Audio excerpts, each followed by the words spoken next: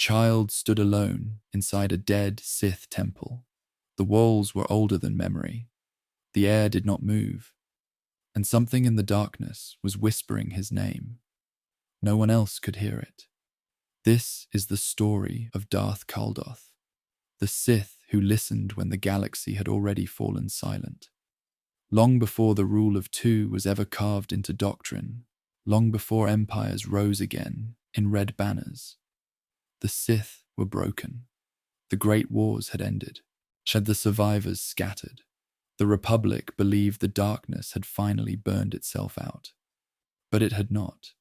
It was only hiding. He was not born into power. There are no records of noble blood or ancient lineage. No holocron names his parents. The archives of the old Republic do not mention his birth world with certainty. Some texts suggest it was a forgotten outer rim colony, far from hyperspace lanes. A world of dust storms and broken ruins, and a world where old Sith architecture still scarred the horizon.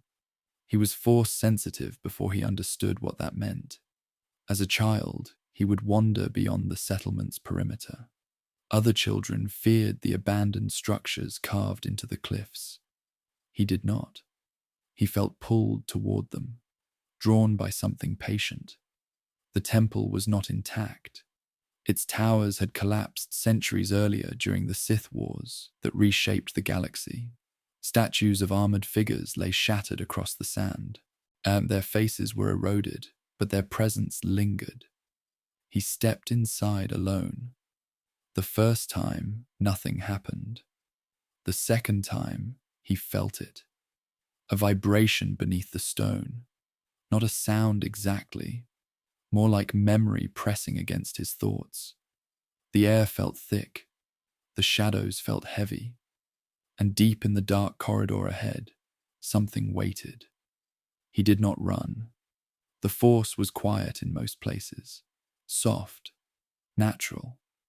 But here it felt concentrated, focused, like a wound that had never healed. Yet he began returning every night. He did not tell his family. He did not tell any Sith in the settlement. They already lived in fear of raiders and failing harvests. They did not need to know their son was sitting in the ruins of a Sith temple long after sunset. He would sit cross-legged on the cold stone floor, and he would listen. At first, the whispers were shapeless, emotions without words, anger, loss, hunger. Then slowly, images formed behind his closed eyes, armored warriors marching under black banners, red blades igniting in unison, a throne room lit by fire. These were not dreams. They were echoes. The temple had once belonged to a Sith Lord during the ancient conflicts between the Jedi and the Sith Empire. That much historians would later confirm. But to the child, it was not history. It was presence. The dark side lingered there like smoke trapped inside stone. It did not frighten him. It felt familiar. I left the temple and returned home. The left the temple and returned home. The whispers stopped, and the quiet felt unbearable. One night, as the twin moons hung low over the desert, the whisper became clearer than it had ever been before. Not a word, a question. Are you listening? He did not speak aloud, but in his mind, he answered, yes. And far beneath the ruins, out in a chamber long sealed by collapse and time, something shifted. The galaxy had already moved on from the age of great Sith empires. The Republic rebuilt itself. The Jedi Order expanded its influence once more. Records were rewritten, tombs were abandoned. But the dark side does not forget, and neither did the boy. He did not yet know the name Darth Caldoth, but the shadows did. The Jedi never came for him. In another life, on another world, A child like him would have been discovered early, and a traveling knight would have sensed the disturbance. A temple on Coruscant would have opened its gates. He would have been trained in light, discipline, and restraint. But the old Republic did not look toward forgotten deserts. It looked toward peace. The settlement elders noticed that he was different. Tools would shift when he grew angry. Small objects trembled when he was afraid. Once, during a sandstorm, he raised his hand in panic, and the wind around him split. Had changed. They were no longer distant, had changed. They were no longer distant impressions. They felt closer, more focused. The temple no longer felt abandoned. It felt aware. He began exploring deeper chambers. Corridors half buried in sand led to cracked statues and faded carvings. Ancient Sith script lined the walls, as though he could not yet read it. Still, he understood pieces of it. Not with language, with instinct, power, dominion, survival. The dark side was not teaching him yet. It was studying him. He felt watched, and instead of fear, he felt chosen. One evening, as the moons were swallowed by storm clouds, he reached a chamber he had never entered before. The floor had collapsed inward long ago, revealing a narrow descent into darkness. The air rising from below felt colder than the desert night. He climbed down. At the bottom, there was a broken altar. Around it, fragments of bone lay scattered, aged beyond recognition. And in the center of the chamber, half buried beneath stone debris, there was a small holocron. It was cracked along one edge, its surface dim, ancient. When he touched it, the chamber trembled. The device flickered to life, projecting the faint outline of a Sith figure, distorted, incomplete. The recording was damaged, words fragmented, images unstable, but one phrase repeated clearly through the static. The Sith endure.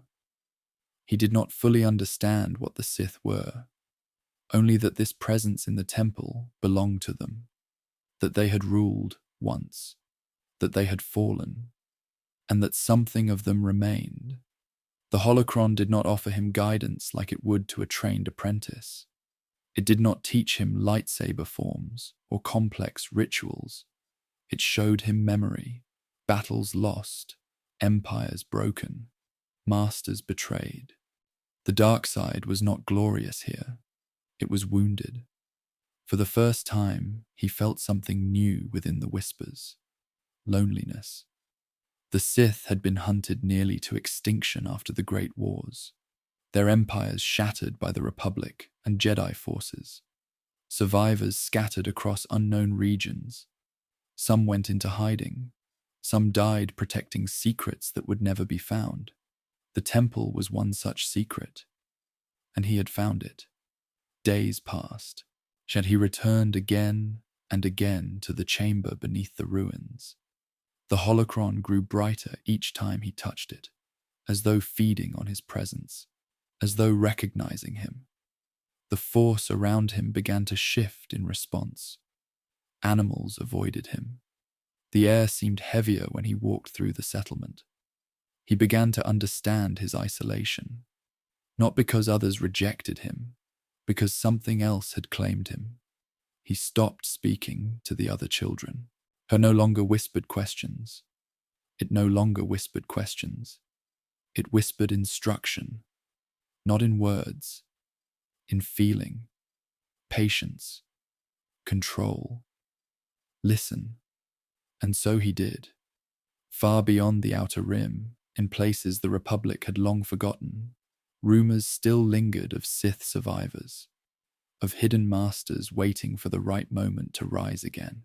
But none of them knew that on a forgotten world, a child was already preparing himself without guidance. He did not know the path ahead. He did not know that the name Caldoth would one day be spoken with quiet fear among those few who studied the old ways. He only knew that when he sat in silence beneath the ruined altar, the dark side answered him. And this time, it did not feel wounded. It felt awake. He began to dream in a language he had never been taught. The symbols carved into the temple walls no longer looked like scratches in stone. In his sleep, they arranged themselves into meaning. Sharp angles formed words. Words formed commands. When he woke, the knowledge remained. He could now read fragments of the ancient Sith script, not fluently, not perfectly, but enough. The temple was no longer a ruin to him. It was a library buried beneath sand.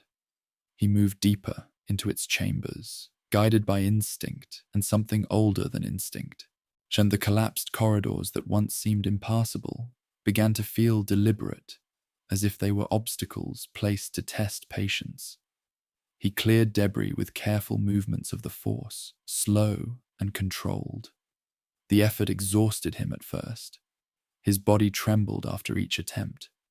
But the whispers steadied him. They did not praise him. They corrected him. Anger flared within him when stones would not move. The air would grow violent in response, dust swirling in chaotic bursts. Each time, and the darkness recoiled, not from fear, from disapproval. The lesson was clear. Rage was a tool, not a master. He learned restraint. Weeks turned into months. His connection to the dark side sharpened. Small objects lifted without visible strain. The temperature around him shifted when his focus deepened. Once, when a wild predator entered the outer temple at night, drawn by scent, he did not run. He stood still. He reached into the creature's mind. The animal froze mid-step, and confusion flooding its instincts. For a long moment, predator and child stared at one another. Then the beast slowly lowered itself and retreated into the desert. Power did not thrill him. It clarified him. The holocron beneath the altar began revealing clearer images. The distorted Sith figure flickered less. Its voice stabilized, though still incomplete. Knowledge is survival.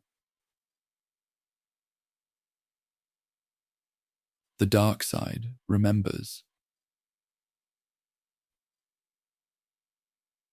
Those who endure will inherit. The teachings were fragments of an older era, and likely recorded before the final collapse of that Sith enclave. The speaker's identity remained obscured, but the philosophy was unmistakable. The Sith did not depend on numbers. They depended on persistence. He understood now why the temple felt lonely. It was waiting. One evening, while tracing inscriptions along a sealed stone door deep within the complex, he felt something different beneath his fingers. Not an echo, not a memory, a presence. He pressed his palm against the center of the door. The force surged outward in response. The stone split down the middle with a low, ancient groan. Beyond it lay a tomb, untouched by collapse. At its center stood a sarcophagus carved in black stone, etched with the same script he had begun to read. He stepped closer, heart steady, breath slow. The inscription translated itself in his mind. Only the listener may enter. The air inside the tomb was colder than any chamber above. It felt heavier, coiled around him like smoke entering his heart. The darkness did not lash out. It flowed. Energy coiled around him like smoke, entering his thoughts without violence. He saw flashes of a long-dead Sith Lord once entombed there, not through detailed history, but through emotion, pride, ambition, patience, defeat, not destruction, defeat. The Sith Lord had fallen in battle centuries ago, but his presence had endured within the temple's walls, not alive, not conscious, preserved. The child understood something in that moment. The dark side did not promise immortality through flesh. It promised endurance through imprint. The tomb did not grant him new abilities. It granted him perspective. Power was not loud. It was quiet. It waited longer than enemies could survive. When he left the tomb that night, the desert wind felt different against his skin, so the settlement lights flickered in the distance. For the first time, he looked at them and felt distance, not belonging. He no longer wandered the ruins as a curious child. He walked them as a student. And somewhere beyond the dunes, beyond the reach of Republic patrols and Jedi archives, a distant presence stirred in the Force. Not within the temple, beyond it. Someone else had begun listening. The presence did not arrive with thunder. It arrived like a shadow crossing a doorway. He felt it before he saw the ship. A subtle disturbance in the sky above the desert. A ripple in the Force that did not belong to memory or echo.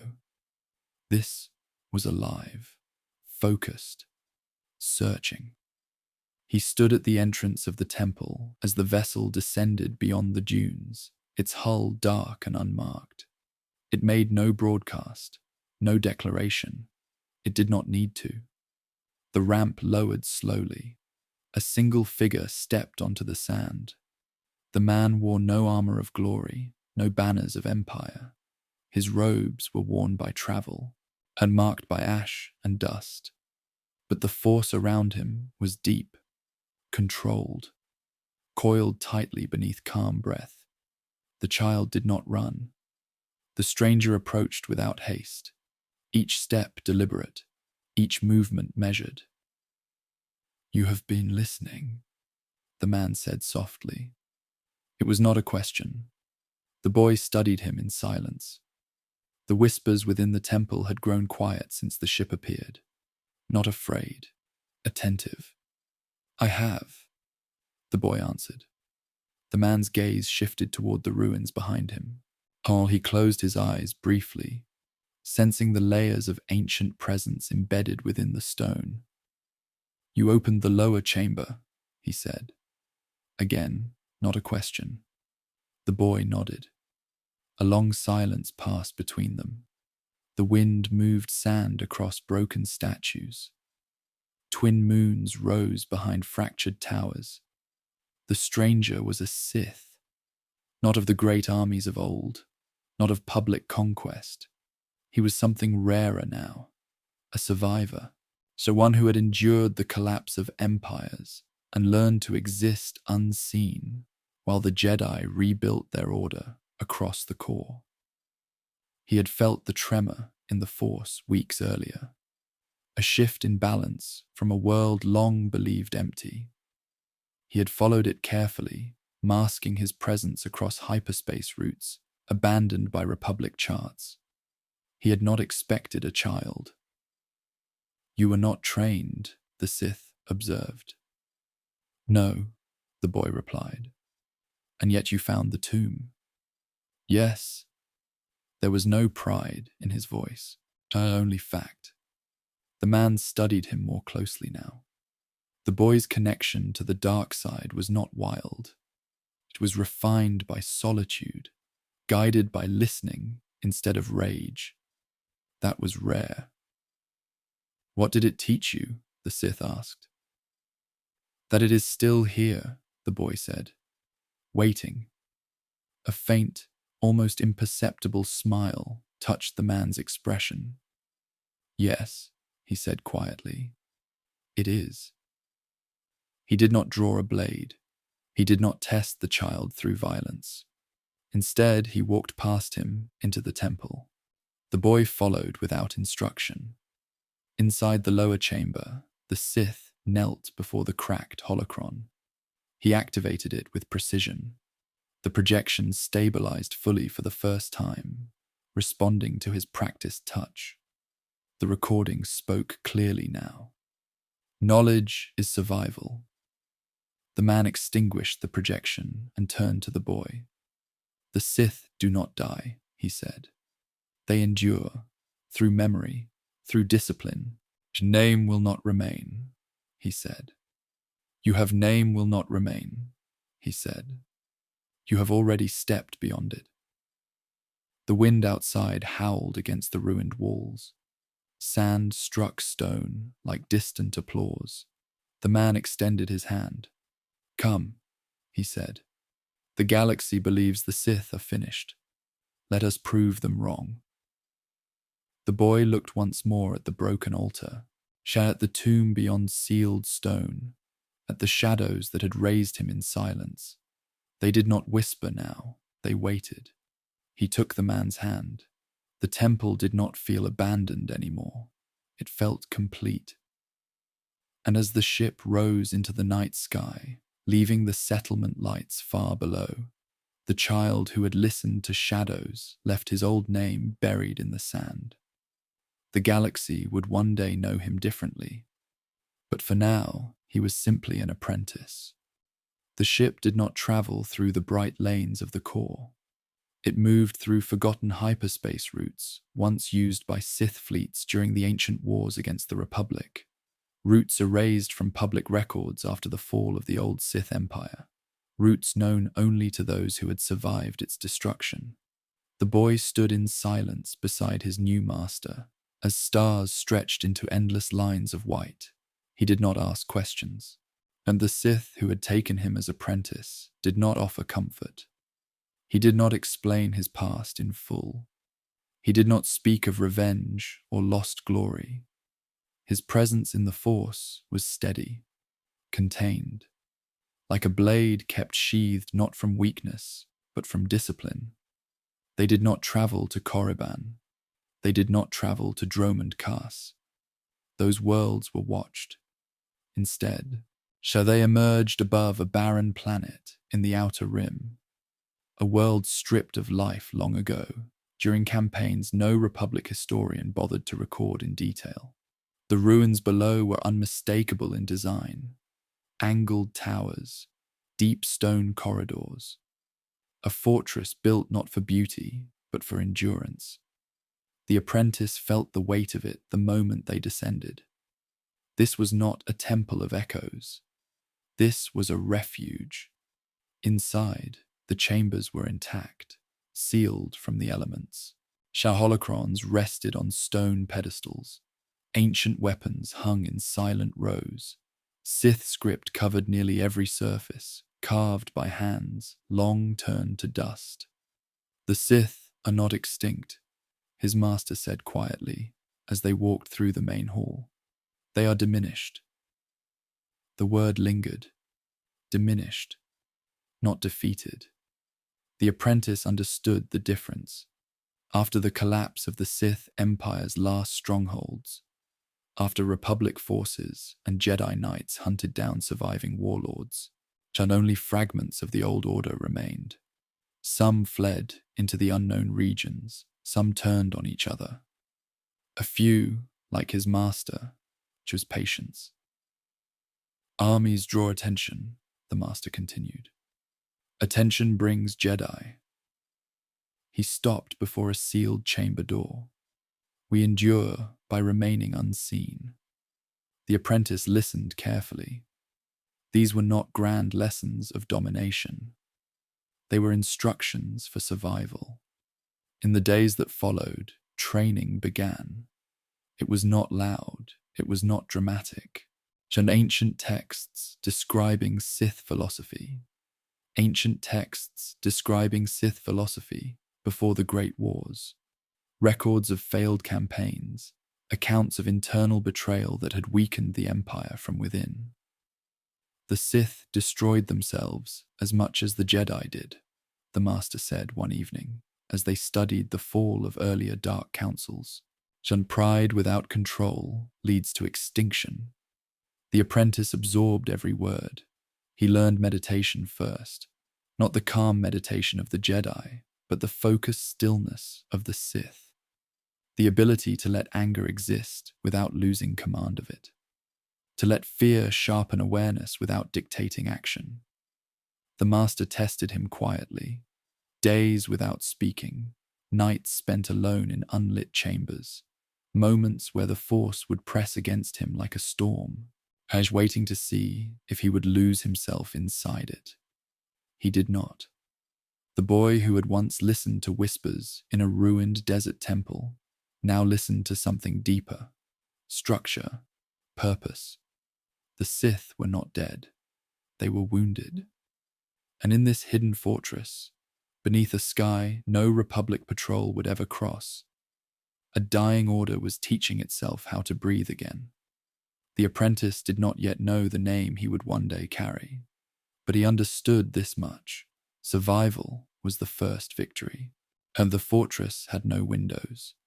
Light came only from controlled sources, dim ceiling panels powered by aging generators, and the glow of holocrons awakened one at a time. There was no sunrise to mark the beginning of training, no sunset to offer rest. Time became irrelevant. His master began with history, not the Republic's version, not the Jedi archives stored on Coruscant.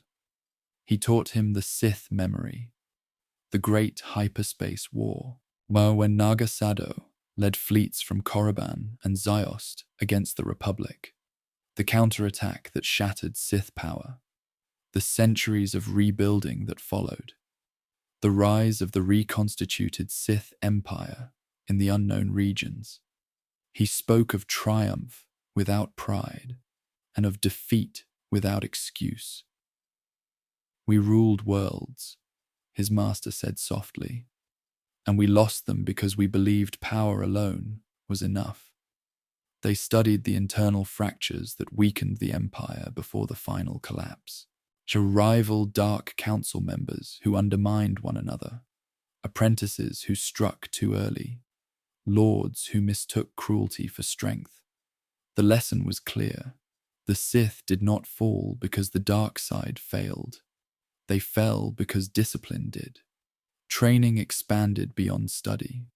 His master finally placed a lightsaber in his hand, not newly crafted, but old, its hilt worn by previous battles. The crystal within glowed red when ignited, humming with restrained intensity. "Control your breathing," the master instructed. The first drills were slow, footwork across stone floors, defensive stances, measured strikes against practice droids salvaged from forgotten campaigns. There were no spectators, no praise, only correction. When anger flared too quickly, the master deactivated the session. When hesitation lingered too long, he applied pressure in the Force, forcing the apprentice to respond. "You survived alone," the master said during one pause in training. "But survival without skill is temporary." They sparred rarely at first. When they did, the master's movements were precise and minimal. He did not overwhelm with speed. He dismantled with patience. The apprentice felt frustration rise during those early encounters. He had power. He had listened to the dark side for years without guidance. Yet here, in controlled combat, he found his instincts insufficient. Each failure sharpened him. Beyond combat, the master introduced ritual, and ancient Sith techniques for imprinting will upon the Force, binding energy into objects, sensing disturbances across distance. These were not aggressive acts. They were subtle, controlled, focused on understanding the structure of the dark side rather than merely unleashing it. "You must know the darkness," the master said, placing a small obsidian shard into his apprentice's palm. "Not just use it." The apprentice meditated for hours, with the shard resting against his skin. At first, and it felt like stone. Then it felt like memory. Visions came slowly. Fragments of battles fought on distant worlds. The sensation of fear before a charge. The bitterness of retreat. The shard had once belonged to a fallen Sith warrior. It still remembered. The apprentice opened his eyes after long silence. "The dark side stores pain," he said quietly. His master nodded once. It stores everything. Days blended into weeks. The fortress no longer felt cold. It felt alive. Not with voices like the temple of his childhood, but with structure, with intention. Every chamber served a purpose. Every lesson built upon the last. He was not being prepared to conquer. He was being prepared to endure. And somewhere in the quiet corridors, the apprentice began to understand that the Sith were not rebuilding an empire. They were rebuilding themselves. Endurance was not a single lesson. It was a pattern repeated until weakness disappeared. And his master reduced his training to cycles. 3 days without rest. 1 day of silence. 2 days of study without food beyond measured portions. Physical strain followed by forced meditation. Meditation followed by sudden combat drills. The purpose was simple: break comfort before it forms. The Jedi rely on harmony, his master said during one long session in the central chamber. We rely on control. Harmony can be disturbed. Just control must be maintained. The apprentice knelt on cold stone for hours while his master walked in slow circles around him. The force pressed down like invisible weight. Images were forced into his mind. Failures of the old Sith Empire, executions carried out by rival lords, fleets burning above Coruscant during ancient invasions. Painful memory without personal attachment. You will not inherit their arrogance, the master said quietly. You will inherit their awareness. Hunger tested him, so no instruction, no voice, only silence. In the dark, the apprentice remained alone inside its sealed halls. No instruction, no voice, only silence.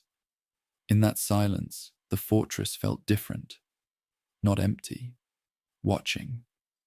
He walked its corridors without guidance, sensing faint imprints of past Sith who had once trained there.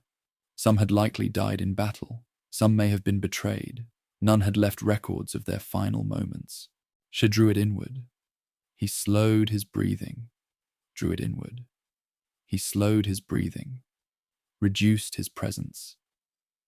When his master returned, he found the apprentice seated in stillness so complete that even the ambient hum of generators seemed louder than his pulse. You did not seek me, the master observed. No, the apprentice replied. Why? You left to test whether I would chase. The master studied him carefully. And did you wish to? Yes. But I did not. The faintest approval moved through the force between them. Control, the next phase of discipline, came through ritual focus. His master introduced him to a damaged holocron, recovered from the remnants of the Sith Empire's last stronghold. Its teachings centered on concealment, masking presence from Jedi detection. The Jedi Order, though distant from this forgotten world, remained vigilant across known space. Surviving Sith were hunted not through armies, but through sensing disturbances in the Force. You must be a shadow, the master said, not a flame. The apprentice practiced reducing his signature within the Force, letting anger settle without radiating outward, letting ambition exist without broadcasting itself. It was harder than summoning power. It required humility. Weeks later, his master brought him to the fortress's lowest chamber, a vault untouched since the Empire's collapse.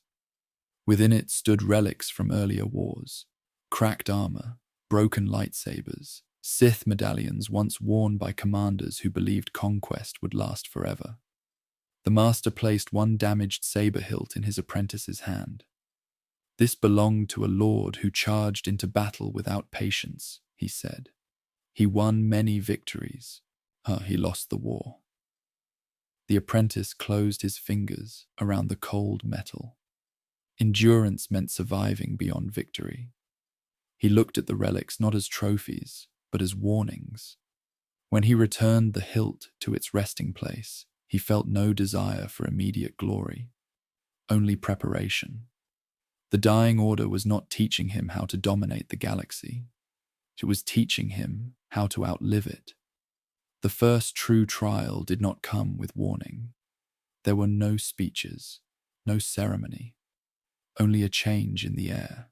His master summoned him to the central hall at the hour when the generators dimmed and the fortress felt most like a tomb.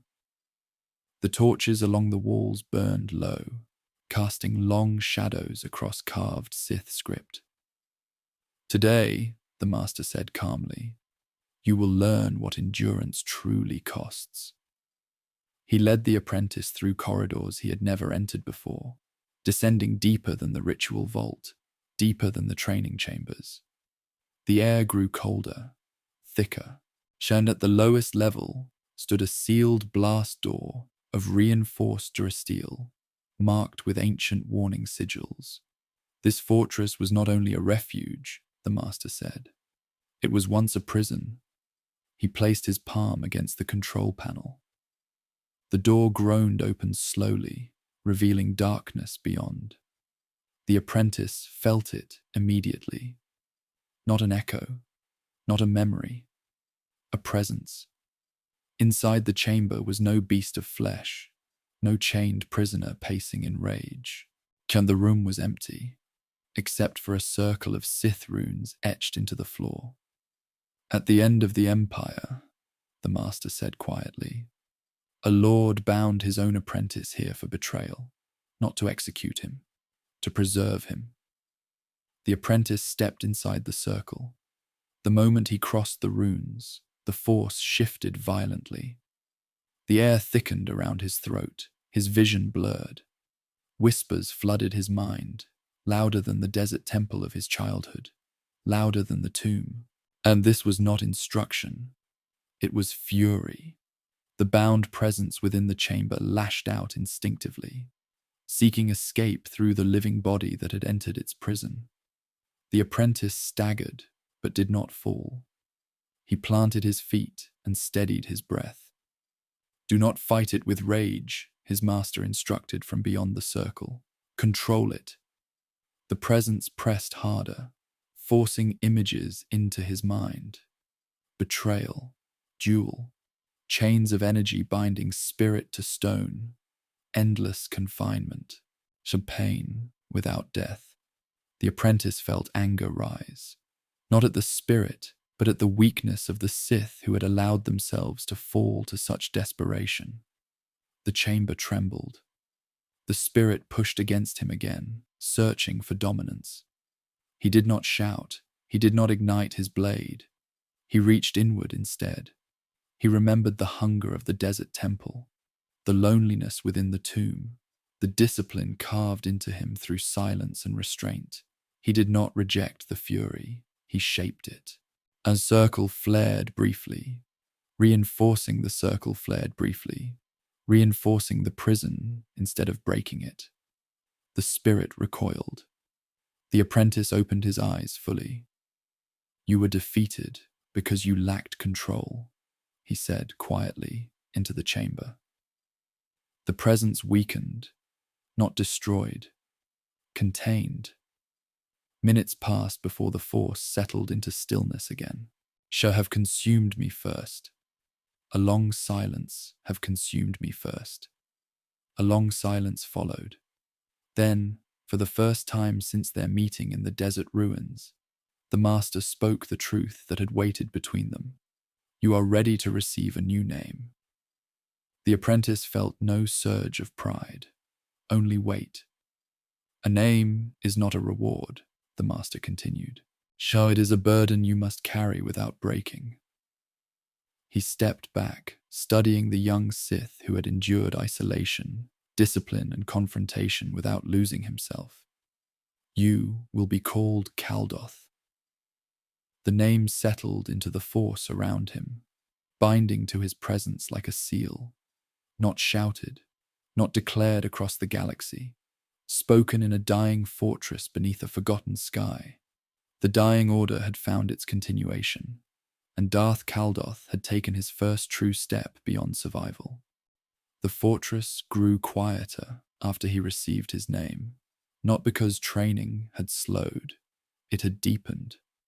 Darth Caldoth no longer moved through the halls as a student learning to endure. He moved as one preparing to preserve. His master sensed the shift and altered his instruction accordingly. Combat drills became less frequent. Study became constant. In a chamber lit only by a single red crystal suspended in the ceiling, Caldoth sat before a low stone table covered in ancient texts. Some were bound in cracked leather. Others were etched into thin sheets of metal. A few were preserved within holocrons older than the reformed Sith Empire that once ruled from Dromund Kaas. "These are not weapons," his master said as he placed another artifact before him. "They are anchors." Caldoth ran his fingers across the surface of a scroll sealed with brittle resin. The script was older than the fortress itself, and it predated the final wars against the Republic. It reached back to the era when the Sith species still ruled from Korriban, before human Dark Lords claimed their throne. He read slowly. The text did not describe conquest. It described ritual, methods for preserving consciousness beyond death, techniques for binding will into stone, into metal, into the Force itself, warnings about failure, records of experiments that ended in madness. Caldoth felt no fear while reading them, only focus. While other surviving Sith across the galaxy sought to rebuild fleets or infiltrate Republic systems, his master had chosen a different path. Knowledge would not draw Jedi attention. Knowledge could survive in silence. "You will not command legions," his master said quietly one night as Caldoth translated a fragment describing essence transfer. "You will command memory." The idea settled deeply within him.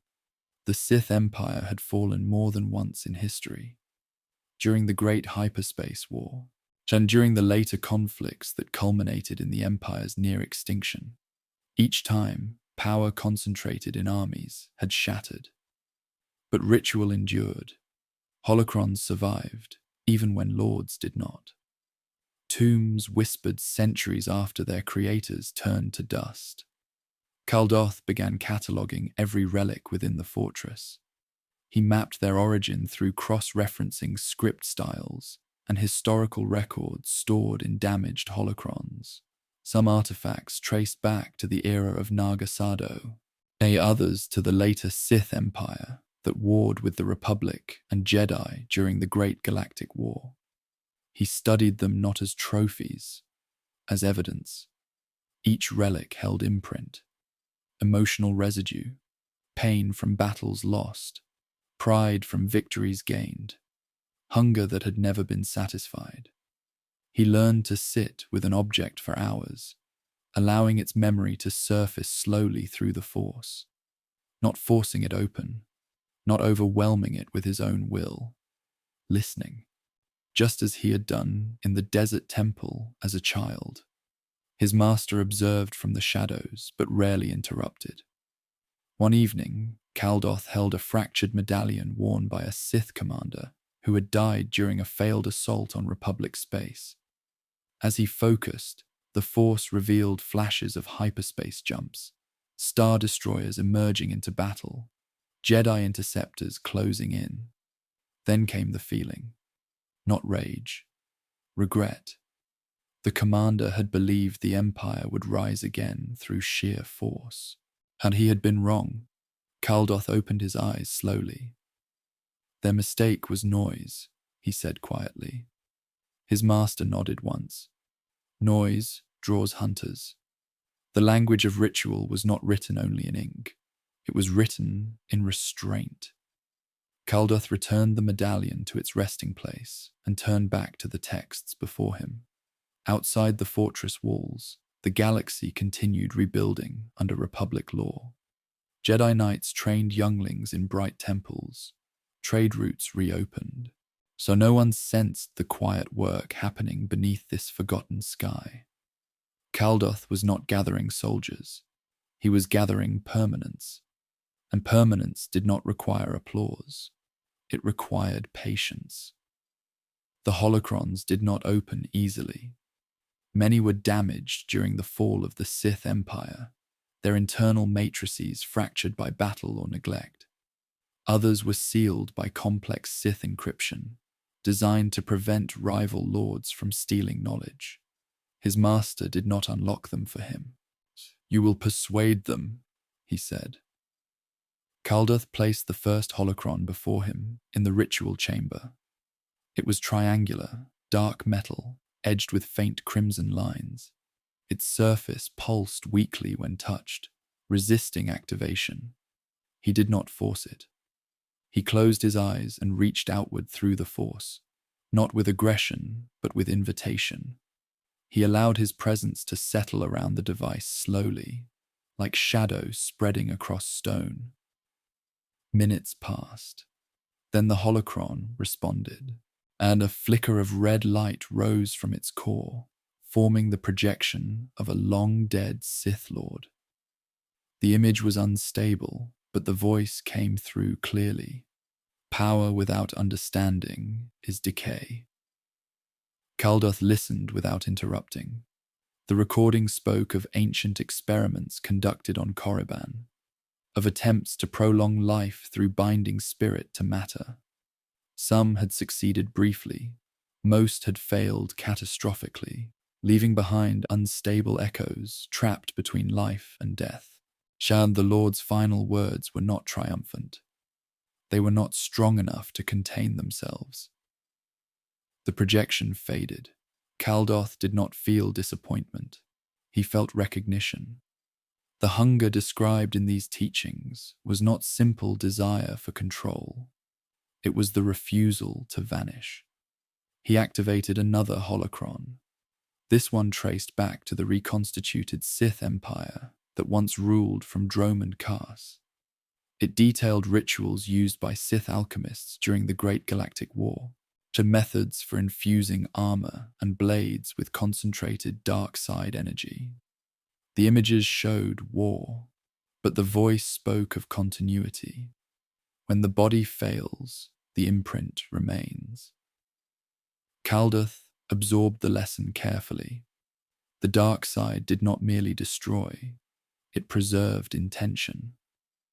Night after night, he immersed himself in these recordings.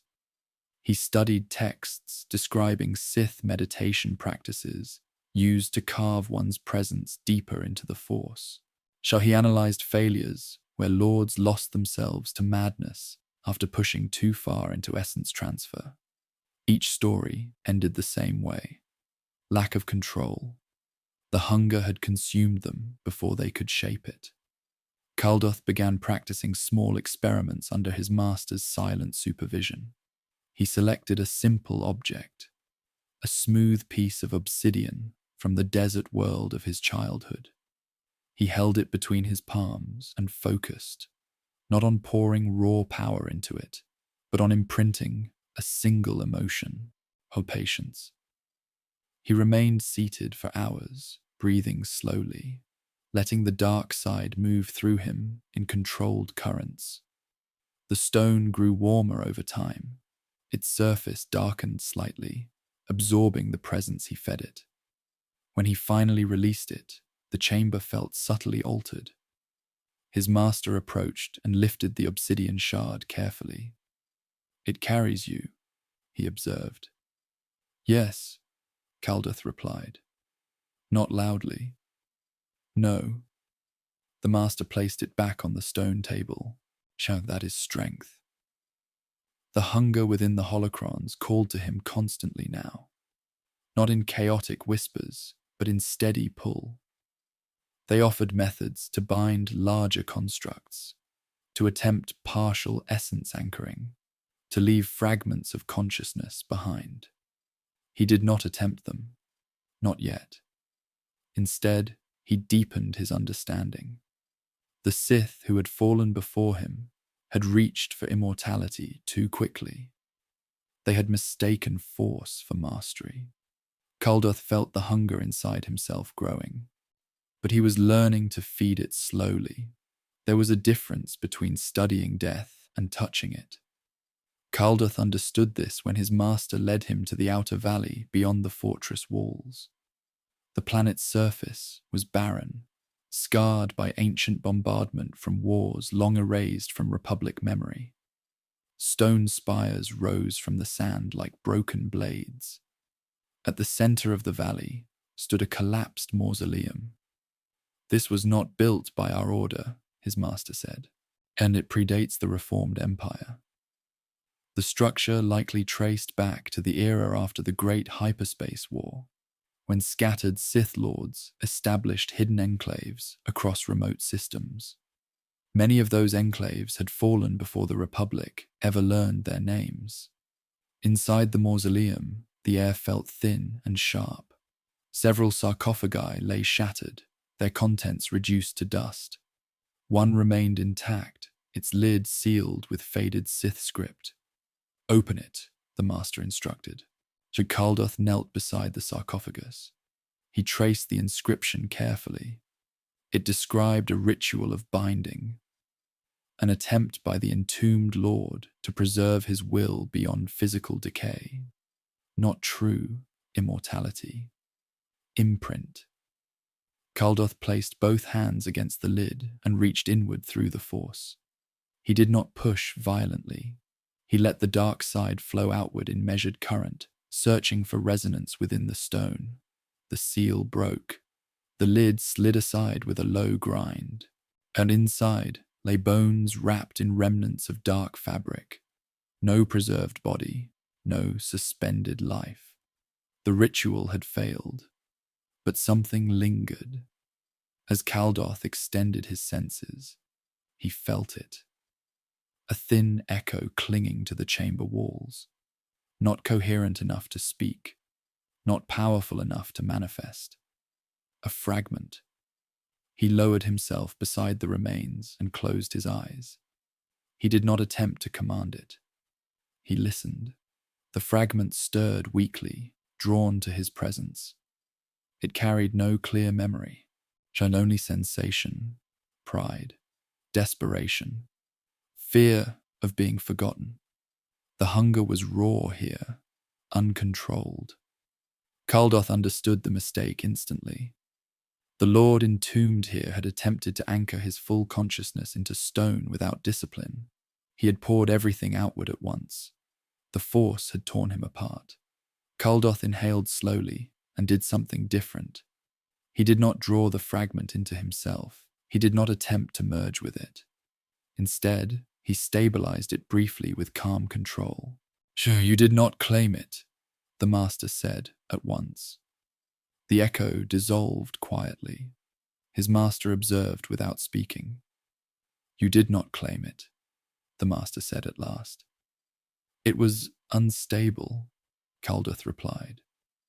"And yet you could have consumed what remained." "Yes. Why did you not?" Caldoth looked at the bones inside the sarcophagus. "Because he failed from greed. I will not repeat him." The master stepped closer to the remains and placed the lid back over the tomb.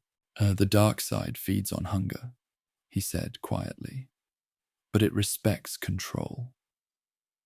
They exited the mausoleum in silence. The valley wind moved across ancient stone as though nothing had happened.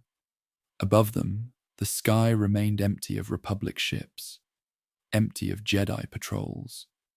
Caldoth felt no triumph, only clarity. Death was not the enemy. Forgetting was. But forgetting could not be fought with desperation. It required structure. As they returned to the fortress, Caldoth's understanding deepened further. Caldoth resumed his studies with sharper focus. The mausoleum had shown him what failure looked like. Now he sought precision. His master introduced him to the oldest holocron in their possession. It was unlike the others, its metal dulled by age, its energy signature faint but stable.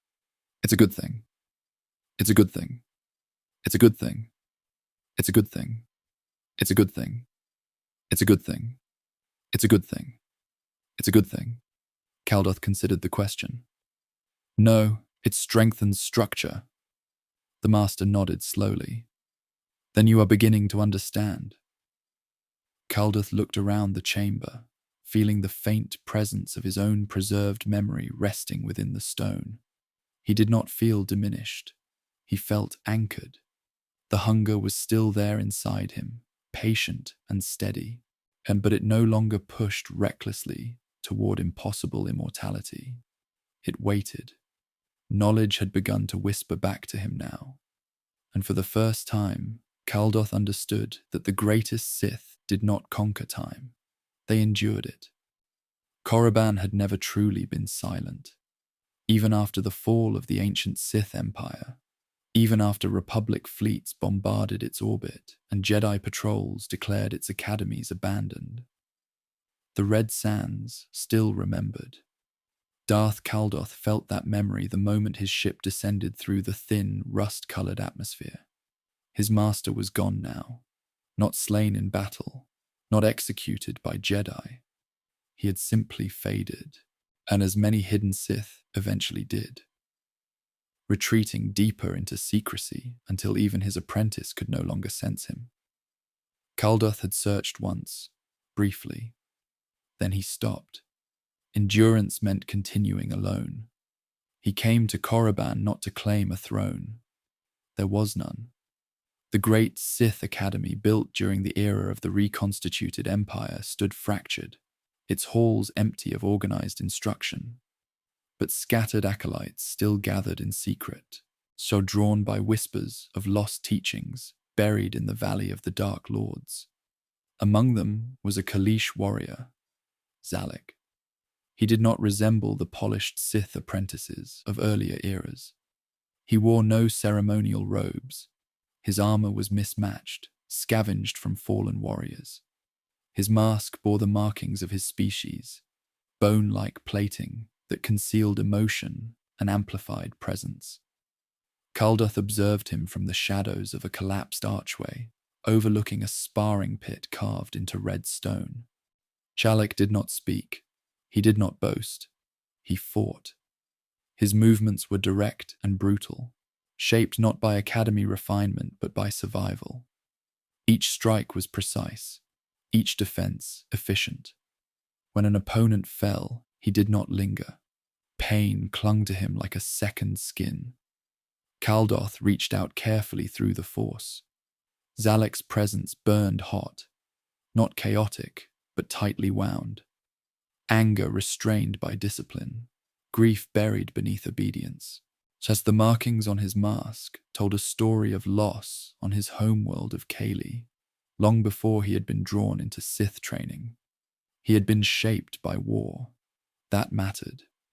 The remaining overseers on Korriban still attempted to mold acolytes into weapons, but their authority was fractured. The Sith were diminished. Rival claimants competed quietly for influence. Some sought to rebuild openly, others hid. Caldoth did neither. He watched.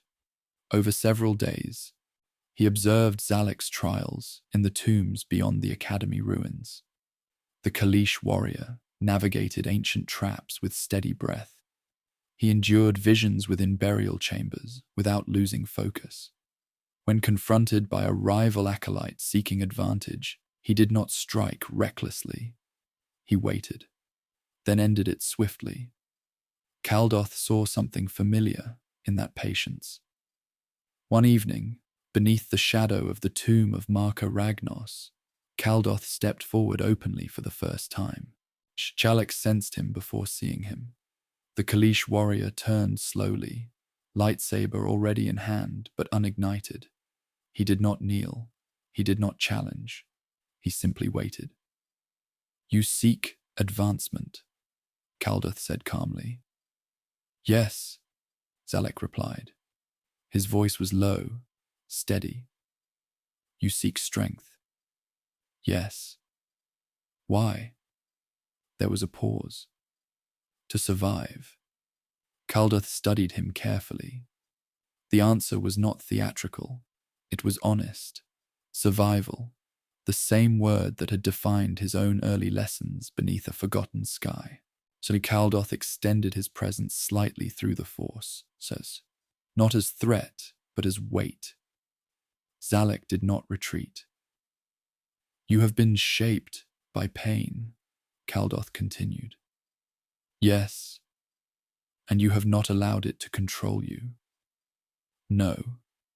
Silence passed between them, broken only by wind moving across red sand. Caldoth turned toward the valley beyond, where ancient Sith Lords lay entombed in stone older than the Republic itself. Walk with me, he said. Zalek did not hesitate. He followed.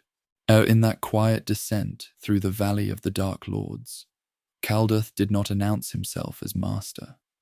He did not need to. The Force had already begun binding them.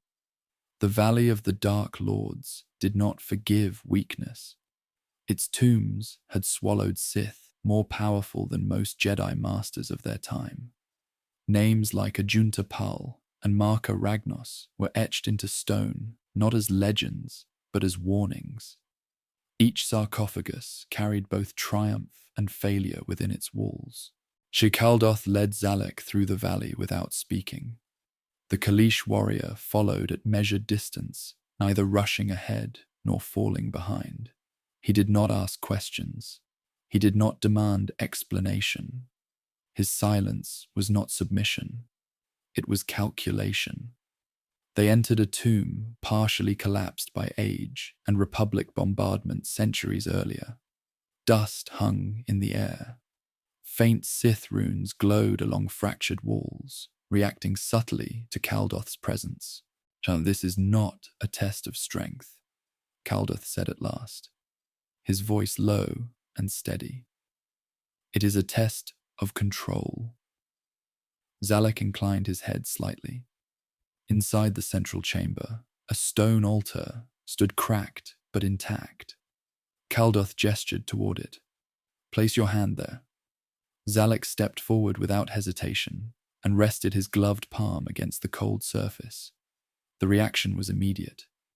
The chamber darkened as ancient energy stirred. The force thickened, pulling at Zalek's thoughts. His visions rose around him.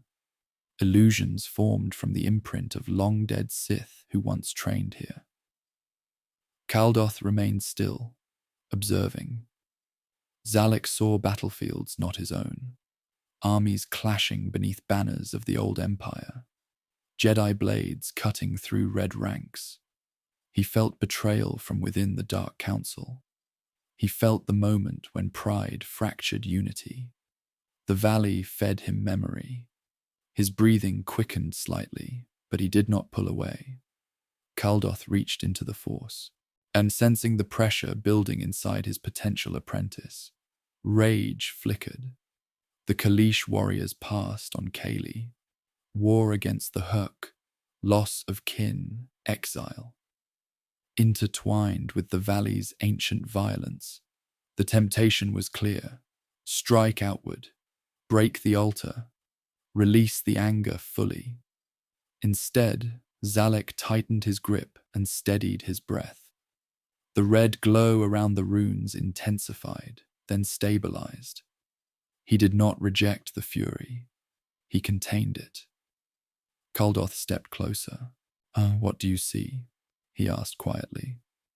Failure, Zalek replied. And what do you learn from it? That power without unity dies. Caldoth studied him carefully. And unity without strength is conquered. The answer settled heavily in the chamber. Caldoth withdrew his presence slightly, allowing the ancient energy to recede. The chamber brightened once more, the pressure lifting from the air. Zalek removed his hand from the altar slowly. He did not collapse. He did not boast. He simply stood. You understand survival, Caldoth said. Zalek's masked gaze did not waver. Yes. Caldoth turned and walked deeper into the tomb. Zalek followed again without command. In a side chamber rested relics left untouched by looters, fragments of Sith armor, cracked holocrons, broken blades.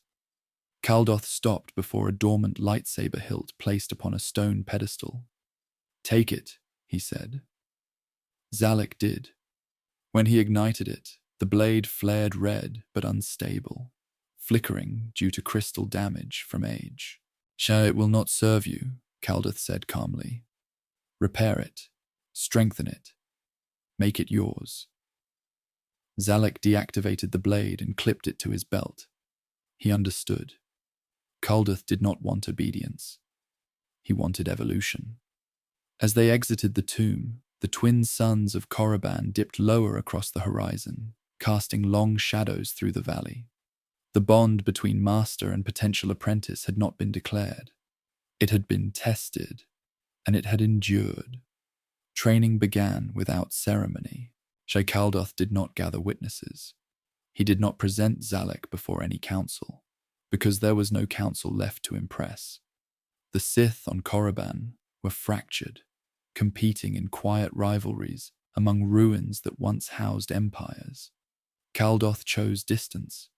He brought Zalek away from the Academy remnants and into the deeper valleys where tombs stood, untouched by recent conflict. There, beneath the silent gaze of stone statues eroded by centuries of sand, the true lessons began. And the first lesson was subtraction. "You will forget what they taught you," Caldoth said calmly. Zalek stood before him, mass reflecting the faint red light of Korriban's setting sun. "The overseers teach ambition without patience," Caldoth continued. "They teach dominance without structure." Zalek did not argue. Caldoth ignited his blade slowly. The red light cast sharp shadows across carved Sith faces in the stone behind them. "Attack!" Zalek moved instantly, his strike direct and forceful, and Caldoth met it without strain, redirecting the blow with minimal motion. Their blades hissed against one another, sparks falling into red dust. Zalek pressed harder. Caldoth stepped aside. Again. Each time, Zalek attacked with precision, born from experience, but Caldoth dismantled the rhythm without increasing speed. Finally, Caldoth deactivated his saber mid-exchange. Zalek's blade stopped inches from his shoulder. Silence. "You fight as though the battle must end quickly," Caldoth said. "Well, it should," Zalek replied. "Why?" "To remove threat." Caldoth studied him carefully. "And if the threat is patient?" Zalek lowered his blade slightly. Caldoth stepped closer, speaking evenly. "Most Sith die because they rush toward victory. They mistake speed for certainty." He raised his hand subtly, pressing through the force. The pressure was controlled, not overwhelming. Zalek felt it immediately, a steady weight against his chest, testing his balance. "Hold your position," Caldoth instructed. Minutes passed. The pressure increased gradually. Sweat formed beneath Zalek's mask, but he did not retreat. He did not lash out. He adjusted his stance, grounding himself deeper into the sand. Caldoth watched carefully. This was not combat, it was endurance. When Caldoth finally withdrew the pressure, Zalek remained standing. "You did not counter," Caldoth observed. "There was no opening," Zalek replied. "Correct." The lessons settled between them. Over the following days, Caldoth stripped away unnecessary aggression from Zalek's style. He forced him into prolonged defensive drills beneath tomb ceilings heavy with ancient energy. He assigned meditations inside chambers where Sith Lords once plotted galactic war. At night, Caldoth spoke of history, not to glorify it, but to dissect it. He described the great hyperspace war and the pride that drove Nagasado's invasion, as he described the later conflicts of the reformed Sith Empire and the fractures that weakened it from within. He did not praise conquest. He emphasized consequence. Betrayal is not an accident in our order, Caldoth said one evening, beneath the shadow of the tomb of Tulak Horde. It is a certainty. Zalek remained silent. Caldoth stepped closer.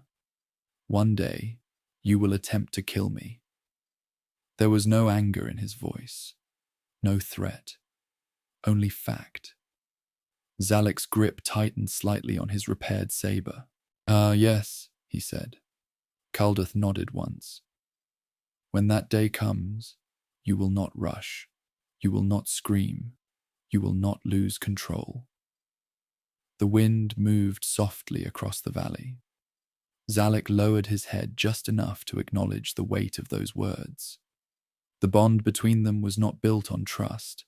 It was built on inevitability. The first betrayal did not happen in anger. It happened in silence. Weeks passed beneath Korriban's red skies. Caldoth's instruction grew sharper, more refined. Chalek's movements became slower, not weaker, deliberate, measured. The impulsive force of his early strikes had been carved away, replaced by patience that bordered on stillness. Caldoth watched carefully. He had not chosen Zalek for loyalty. He had chosen him for inevitability. One night, beneath the shadow of the tomb of Nagasado, Caldoth dismissed him without explanation. "Return to the valley," he said calmly. "Meditate alone." Zalek inclined his head and departed without question. Caldoth remained within the tomb chamber long after his apprentice's presence faded into the distance. He did not meditate. He waited. The force shifted hours later. A faint disturbance, controlled, approaching from behind. Caldoth did not turn. The sound of footsteps across stone was almost inaudible. Zalek entered the chamber with blade unignited, presence masked as Caldoth himself had taught him. He stopped several paces away. Silence stretched between them. You have improved," Caldoth said quietly, still facing the sarcophagus. Zalek ignited his saber. The red blade cast harsh light across ancient carvings. Caldoth turned slowly. Their eyes met, one concealed behind a Kalish mask, the other calm and unreadable. "You believe you are ready," Caldoth observed. "Yes." No rage, no trembling, only certainty. Zalek struck first. The duel was not explosive. It was precise. Blade met blade in controlled arcs, these sparks reflecting against tomb walls etched with forgotten names. Neither combatant wasted movement. Each step was calculated, each strike tested for weakness. Caldoth felt it clearly. Zalek was no longer attacking from ambition alone. He was attacking because the path demanded it. The Sith tradition did not allow stagnation. Apprentice replaces master, or dies.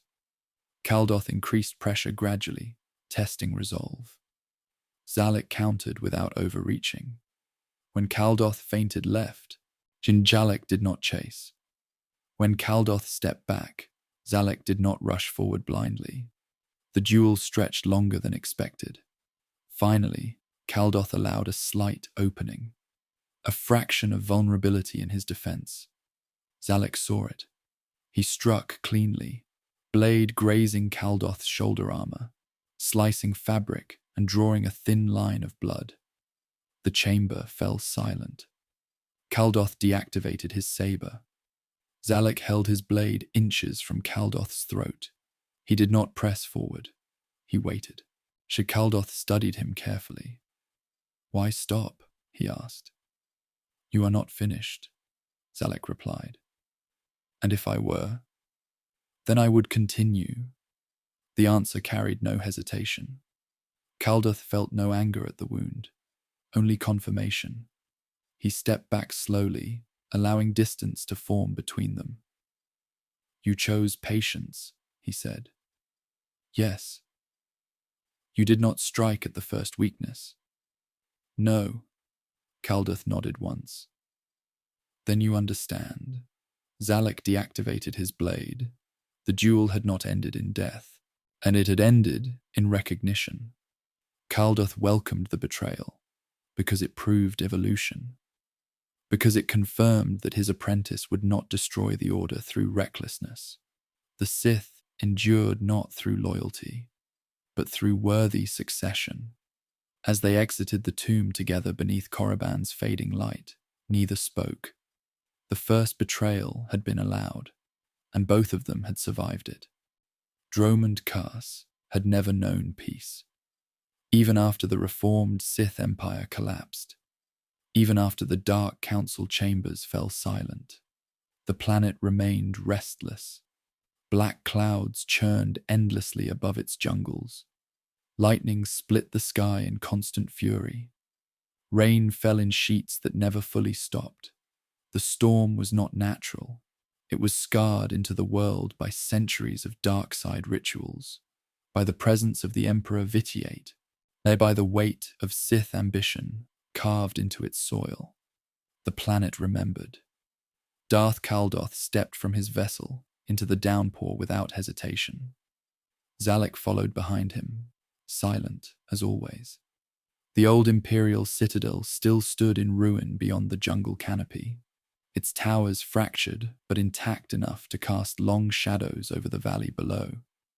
Caldoth did not enter the visible structure, and he descended instead through a concealed entrance beneath shattered durasteel platforms, tunnels once used by Sith alchemists and ritualists during the height of the Empire.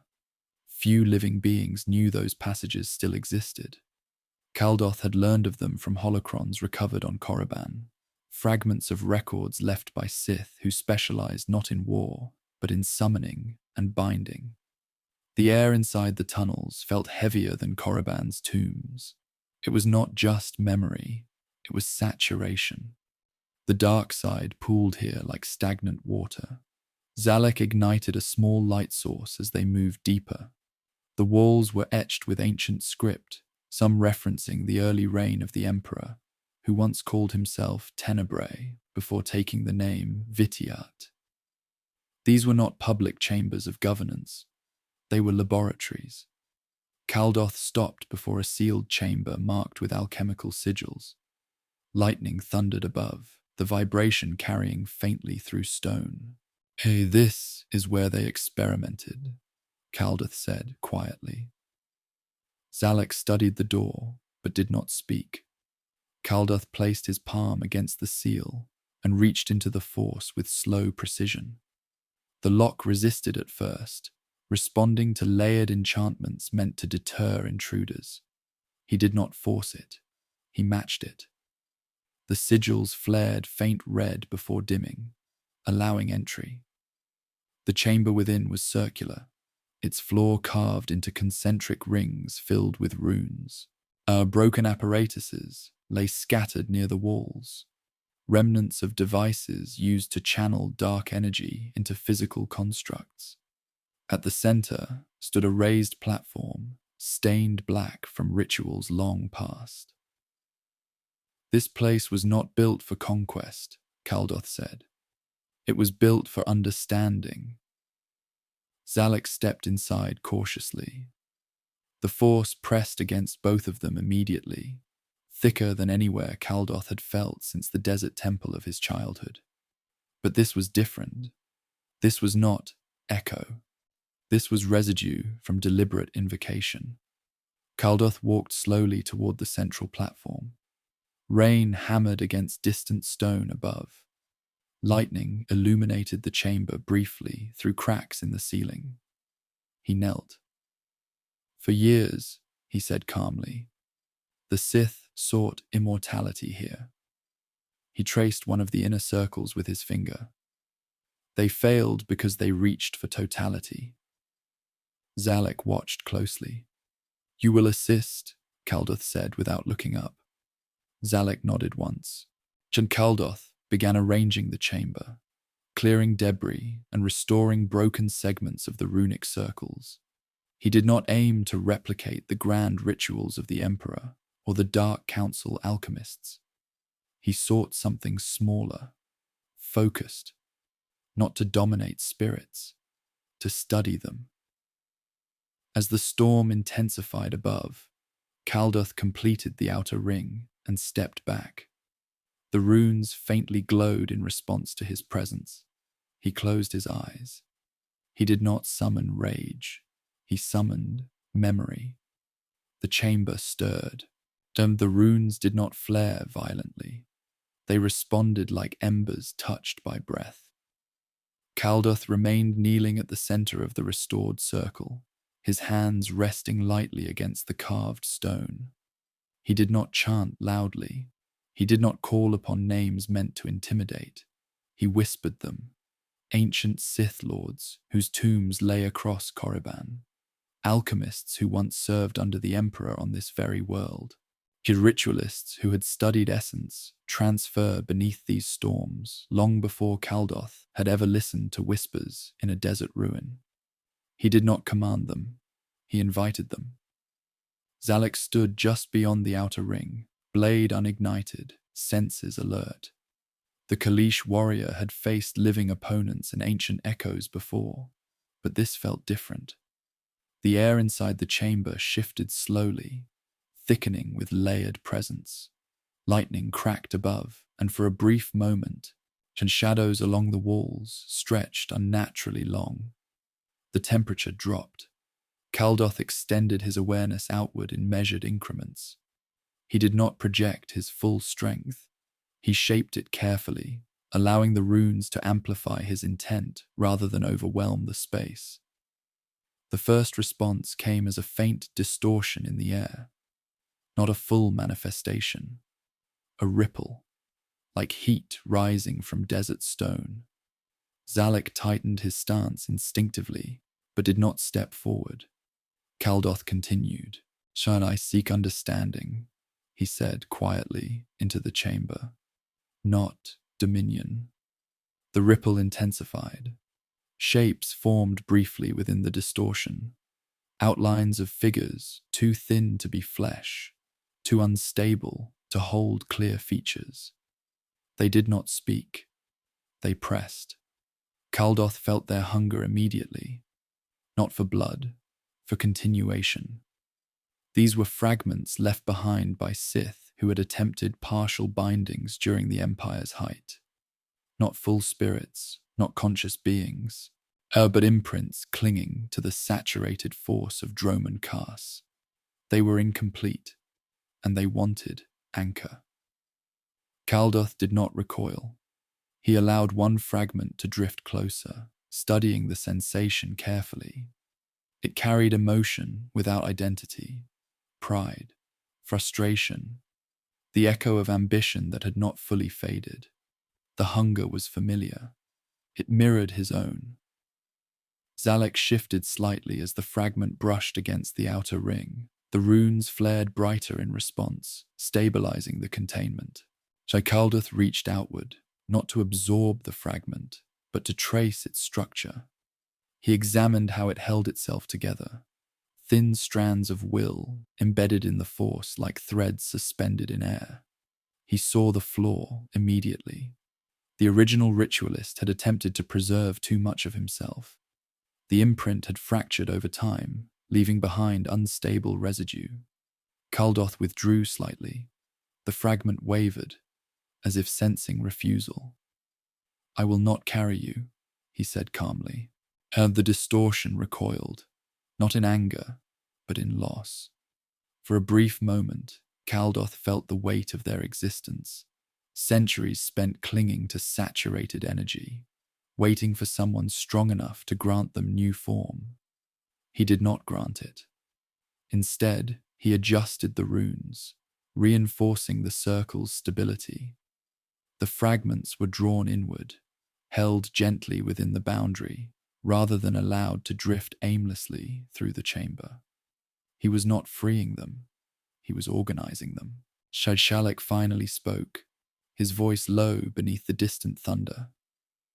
"They want more." "Yes," Caldoth replied. and you deny them. I contain them. The difference mattered. The chamber darkened further as more fragments stirred at the edges of perception. Caldoth felt their awareness turning toward him collectively now. Not as prey, as possibility. The ritual had moved beyond simple study. Something had begun to notice. The storm above the citadel grew louder. Thunder rolled across the jungle canopy like distant artillery, and lightning struck the upper towers with violent flashes that briefly illuminated the ritual chamber through cracks in the stone ceiling. Rainwater began to seep down the walls, tracing dark lines across ancient Sith carvings. Inside the circle, the fragments gathered. They no longer drifted randomly. Caldoth's adjustments to the runes had created structure, and the residual imprints responded to it instinctively. Yet they pressed closer to the center, drawn to the order he imposed. Zalek felt it clearly now. The chamber was no longer merely saturated with dark side residue. It was active. Caldoth remained kneeling, breathing slow and steady. He could sense the difference between the scattered echoes and the deeper current beneath them. The fragments were only surface disturbances. Beneath them was something older, something cohesive. He did not rush toward it. He narrowed his focus, studying how the fragments aligned along the inner ring. He adjusted a symbol carved near his left hand, altering the flow of energy through the circle. The runes responded with faint crimson light. The fragments stabilized further. Then the deeper current answered. It was not a voice. It was pressure. A weight that descended from beyond the chamber, beyond the citadel ruins, as if drawn from the very soil of Dromund Kaas itself. And the planet had been steeped in ritual for centuries, under the rule of the Emperor, who once called himself Vitiate. His influence had scarred the world permanently. Caldoth felt that scar now. The pressure pressed down against his mind, testing the boundary he had created. Zalek stepped closer to the outer ring, instinct warning him to intervene. "Hold," Caldoth said quietly. Zalek obeyed. The deeper presence did not lash out like the fragments. It observed. It measured the circle's integrity, and it traced Caldoth's imprint through the runes. Caldoth did not expand his will aggressively. He reduced it. He allowed his presence to settle lower, quieter, masking the full depth of his strength while maintaining control of the structure. The circle hummed steadily, refusing to collapse under the pressure. For several long moments, nothing moved. Then the fragments within the ring shifted as one. They turned inward, not toward Caldoth, toward the center of the platform, so the deeper presence had not entered. It had redirected. Caldoth understood the warning. The fragments were not merely remnants of failed rituals. They were drawn to something beneath the chamber, a focal point left behind by earlier Sith experiments, a node where repeated invocation had thinned the veil between imprint and manifestation. He placed both palms flat against the stone floor. He felt it clearly now. An old summoning scar, not bound to a single lord, not anchored to one identity, would open wider. If it opened, it would open wider. If it opened, it would not release a single fragment. It would release all of them. Zalek sensed the shift in Caldoth's breathing. "It grows," he said quietly. "Yes. Do we close it?" Caldoth did not answer immediately. He studied the scar beneath the runes, mapping its structure carefully through the force, and he felt how it connected to the planet's deeper saturation, how it resonated faintly with the ancient throne chamber where the Emperor once performed his own rituals. This was not a door meant to be opened casually. It was a wound, and wounds did not close without consequence. The deeper presence pressed once more against the circle, not attacking, waiting. Caldoth understood that this was no longer simple study. The ritual had reached the edge of something watching from beneath the storm. Yet Caldoth did not expand the circle. He tightened it. The runes along the outer ring flared brighter as he redirected the flow of energy inward, stabilizing the fragments and sealing the summoning scar beneath the platform. The pressure from below did not vanish. It settled, like a predator lowering itself into tall grass. Watching, Zalek remained at the edge of the chamber, blade still unignited, senses fixed on his master. He had expected violence. He had expected a clash between wills. Instead, he witnessed restraint. Caldoth drew a slow breath and began unraveling the outermost layer of the ritual, symbol by symbol. He did not dismiss the fragments harshly. He reduced their anchor gradually, allowing them to disperse back into the saturated atmosphere of Droman Kars. One by one, the distortions faded. The chamber grew colder as the energy withdrew. The deeper presence did not retreat fully. It lingered at the boundary of perception. Caldoth felt it studying him, tracing the outline of his control, measuring the structure he had imposed, and then refused to break. He did not seek to identify it. Some presences on Droman Kars were not tied to individual Sith Lords. They were accumulations of centuries of invocation, layers of will embedded so deeply into the planet that they formed something new. He understood the risk clearly now. Ritual left scars, not only in chambers and stone, in the practitioner. As he dissolved the final inner symbol, a sharp pain cut briefly through his thoughts. Not overwhelming, not crippling, a mark. He did not flinch. Zalek felt the shift instantly. "It touched you," the Kalish warrior said quietly. "Yes." Caldoth stood slowly from the center of the circle. The runes dimmed completely, leaving only carved stone and scattered rainwater reflecting faint light from cracks above. The pressure in the chamber eased, but the sense of observation did not disappear. "It remains," Zalek said. "Oh, yes. Should we destroy this place?"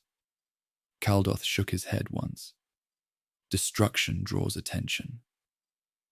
He walked to the edge of the platform and studied the stone beneath his boots. He could still sense the summoning scar below, sealed but not erased. It would remain long after they departed, just as the storms above would remain long after empires fell. He felt the mark within himself, a faint alteration in the way the Force responded to his presence. Not corruption, not loss of control and awareness. Something on this world had recognized him, not as prey, not as rival, as practitioner. Caldoth turned towards Zalek. "Every ritual leaves an imprint," he said calmly. "We study the darkness. The darkness studies us." Zalek inclined his head slightly. "You allowed it to see you. I allowed it to measure me. And what did it learn?" Caldoth considered the question. "That I will not reach blindly." Lightning cracked overhead, shaking dust from the chamber ceiling. The storm did not weaken. It never did on Droman Kars. Caldoth extinguished the remaining faint glow within the chamber and began ascending the tunnel toward the surface. Zalek followed without question. Behind them, the summoning scar remained sealed, but not forgotten. As they stepped back into the endless rain beneath black skies, Caldoth understood something new. Knowledge did not simply whisper back. It watched. And from that night forward, whenever he reached too deeply into ritual, he could feel the faintest echo of Droman Kars pressing gently against his thoughts, not interfering, observing. The first time Caldoth felt the Jedi, it was not through sight, it was through contrast.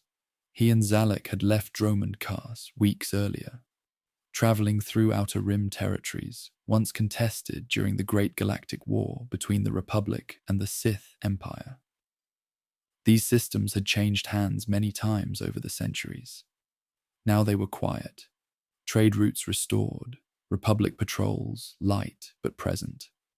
Caldoth did not seek conflict, and he sought relics. A damaged Sith archive had been reported on a remote moon orbiting a minor Republic-aligned world. The structure dated back to a brief Sith occupation during the later years of the reconstituted Empire. It had been abandoned quickly when Republic forces reclaimed the sector. Abandoned did not mean empty. Caldoth landed at dusk. The moon's surface was pale and cracked, its thin atmosphere still and cold. Ruins of the former Sith outpost rose from the horizon, which had partially collapsed, but structurally intact beneath layers of dust. Zalek moved ahead to secure the perimeter. Caldoth stepped slowly through the broken entrance hall, sensing faint residual imprints within the stone. Nothing significant, nothing organized. Then he felt it. A presence that did not belong to the dark side saturation of Sith construction. Calm, steady, bright. He stopped walking. Zalek sensed the shift in his master's posture and turned. What is it?" the Kaleesh warrior asked quietly. "Light," Caldoth replied. The presence was controlled, not overwhelming. It did not radiate aggressively. It simply existed, like a lantern in fog. A Jedi, alone. Caldoth extended his awareness carefully, tracing the source deeper into the ruins. The Jedi's presence moved with discipline, not haste. He was not wandering blindly. He was investigating. The Republic had not forgotten these outer systems entirely. The Jedi Order still monitored former Sith sites, ensuring no remnants reawakened. Caldoth felt no immediate anger, only curiosity. He had studied the Jedi through holocron records and historical accounts. He understood their doctrine of balance, their belief in harmony through detachment. He had dissected their role in the fall of multiple Sith empires, but he had not stood before one since claiming his name. "Remain outside," Caldoth said quietly to Zalek. The Kaleesh warrior hesitated only a fraction of a second before nodding. Caldoth moved deeper into the ruins alone. The Jedi sensed him moments later. The bright presence shifted, not retreating, not charging, waiting. Caldoth stepped into a central chamber where broken columns cast long shadows across the cracked floor. At the far end stood a human male in simple brown robes, lightsaber hilt resting in his hand but not yet ignited. His face was calm, his eyes steady. They regarded one another in silence. The Jedi did not speak first. Neither did Caldoth. The air between them felt balanced, dark and light pressing gently against one another, without immediate violence. "You are far from the core," the Jedi said at last. His voice was measured, neither accusing nor fearful. "So are you," Caldoth replied. The Jedi studied him carefully. "You are Sith." "Yes." There was no denial, no deception. The Jedi's grip tightened slightly on his saber, but he did not ignite it. "This outpost was abandoned decades ago," he said. "There is nothing here worth reclaiming." Caldoth considered the statement. "Not for you," he replied. Lightning did not crack across this sky. There were no storms, only stillness. And in that stillness, Caldoth felt something unfamiliar.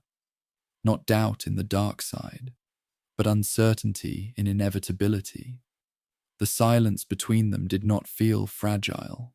It felt deliberate. The Jedi Knight remained where he stood, boots planted evenly on the cracked stone floor. He was neither young nor old. His robes bore the dust of travel, and his presence in the Force was steady, disciplined by years of training within the Jedi Order. Caldoth studied him carefully. There was no arrogance in the man's posture, no immediate hostility, only awareness. "You came for relics," the Jedi said quietly. "Yes." "To preserve them?" "Yes." The Jedi inclined his head slightly, as if confirming a suspicion. "Shan, you are not like the others who once ruled here." Caldoth did not respond. The statement was not praise. It was observation. The Jedi finally ignited his lightsaber.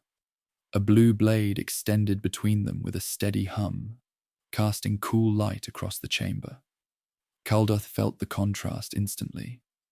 The bright current of the Force held in disciplined control. He activated his own blade. Red answered blue. The two colors reflected against fractured Sith insignias carved into the walls. Neither moved at first. The duel began not with a charge, but with a step. The Jedi advanced carefully, blade angled defensively rather than striking immediately. Caldoth matched the motion, adjusting his stance to test distance and rhythm. Their first clash was quiet. Metal and energy met with a restrained hiss. No wild flurry followed. No scream of rage. They disengaged, repositioned, and struck again. Caldoth felt the difference immediately. The Jedi's technique was refined in the classical forms taught by the Order. Controlled arcs, defensive transitions, measured footwork. There was no waste, no reckless aggression.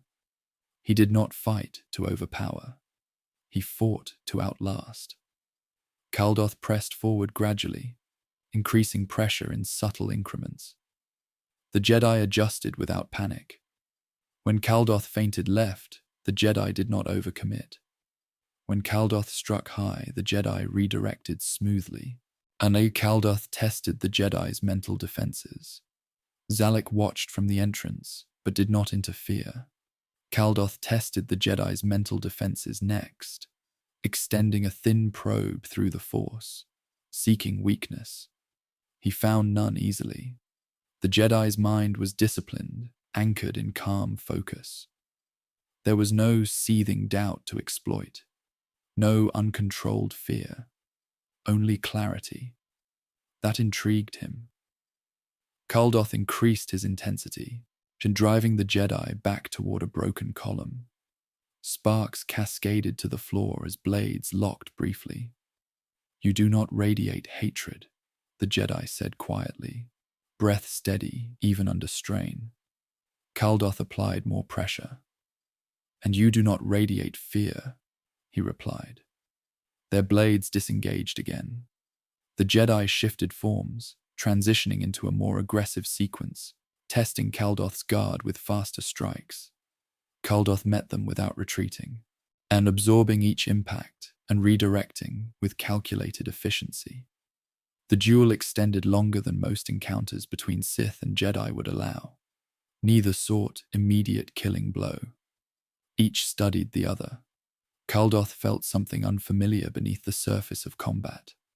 Not weakness, not compassion, consideration.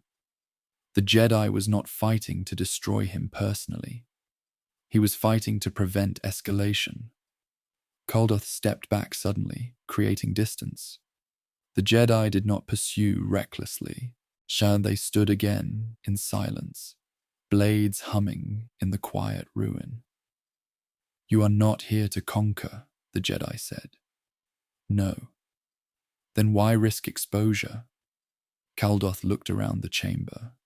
Broken Sith architecture, forgotten by both Empire and Republic. "To understand what remains," he answered. The Jedi's gaze did not harden. It deepened. And in that stillness, Caldoth sensed the edge of something unexpected. Respect. The wind moved softly through the broken ceiling above them. and dust drifted between red and blue light. Caldoth stepped forward again, this time with greater force behind his strike. The Jedi met it without hesitation, their blades locking near shoulder height. Energy crackled where they pressed against one another. For a brief moment, their faces were only inches apart. "I will not allow this sight to become active again," the Jedi said quietly. "It will not," Caldoth replied. The Jedi searched his expression for deception. He found none. As they disengaged once more, Caldoth shifted tactics, increasing speed rather than pressure. He circled left, testing the Jedi's peripheral awareness. The knight pivoted smoothly, maintaining alignment. When Caldoth feigned a low sweep, the Jedi did not bite. He waited. Patience. Caldoth felt it clearly now.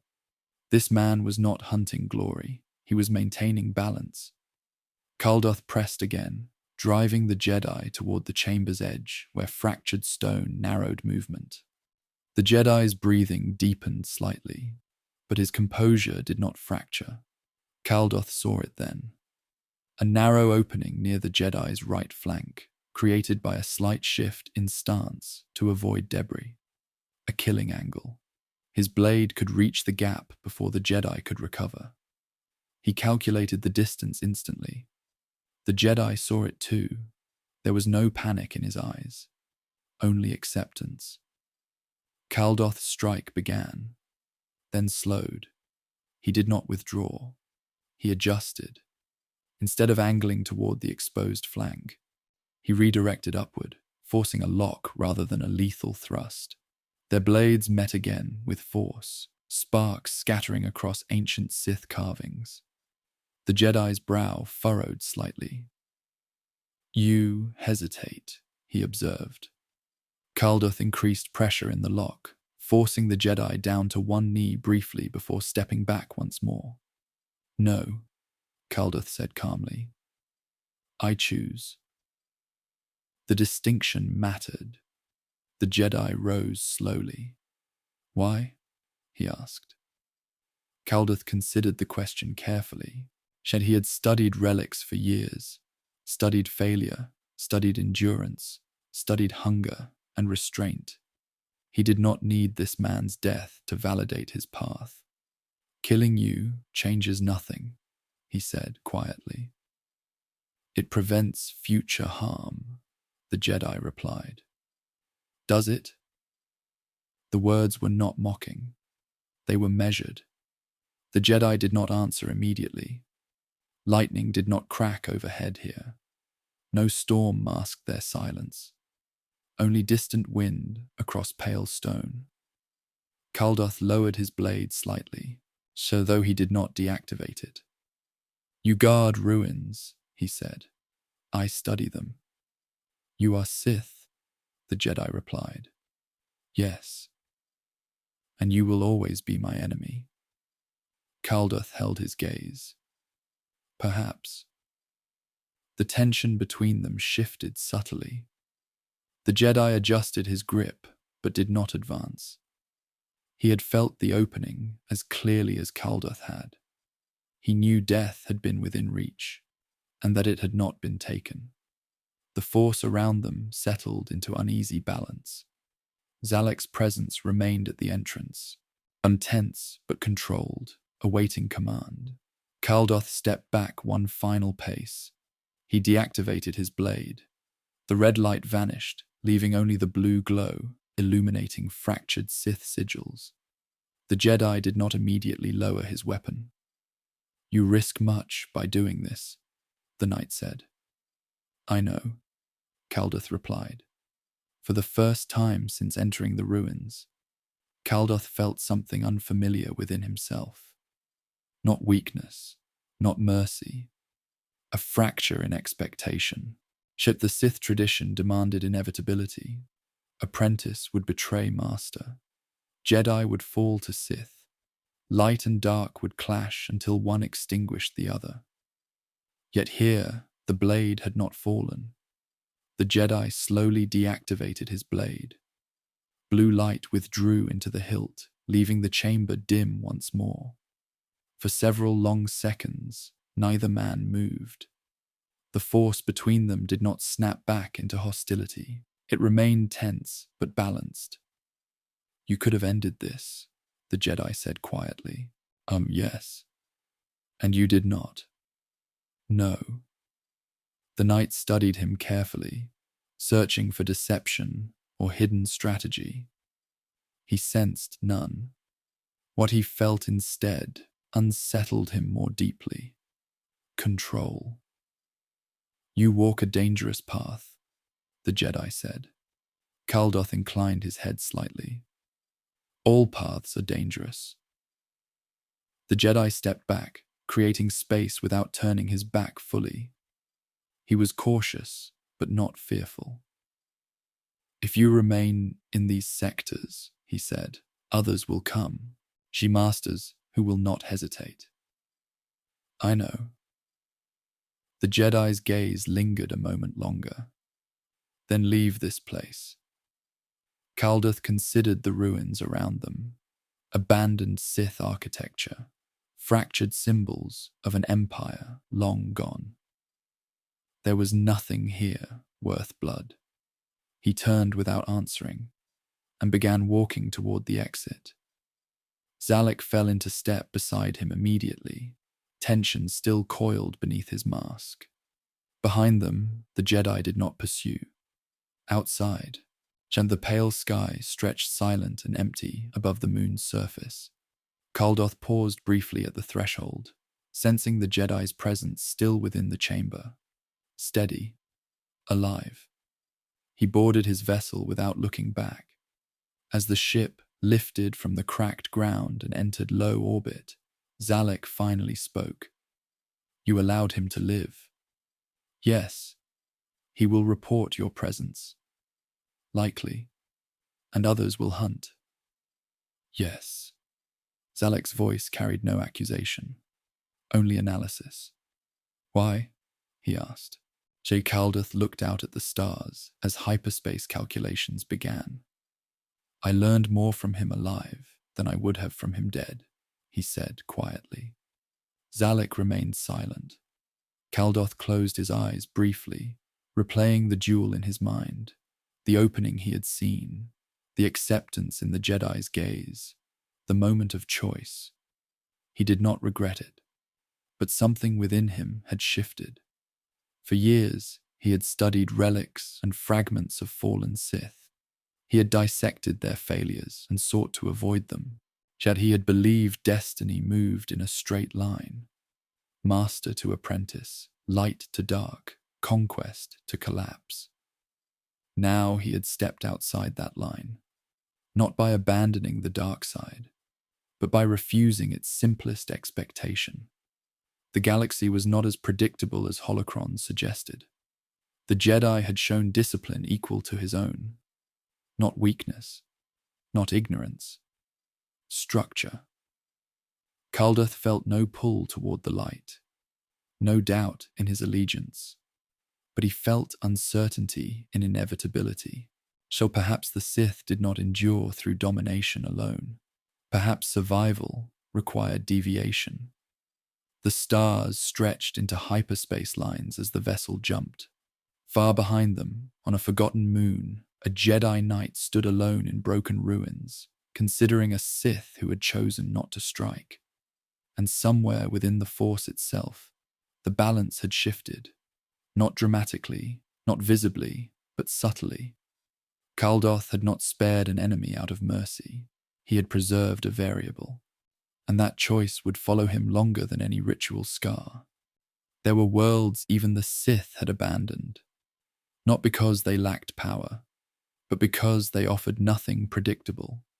Caldoth found one of those worlds through fragmented coordinates hidden inside a damaged holocron recovered years earlier on Korriban. The record referenced a failed expedition from the early days of the reformed Sith Empire, a scouting mission that vanished beyond mapped hyperspace lanes. No follow-up had been recorded, and no reclamation attempt documented. That absence intrigued him. The planet lay beyond standard trade routes, its star dim and unstable. Navigational calculations required careful precision to avoid gravitational distortions from nearby debris fields. Caldoth piloted the vessel himself, refusing to rely fully on automated systems. Zalek remained silent in the co-pilot's position, reviewing the recovered data for the third time.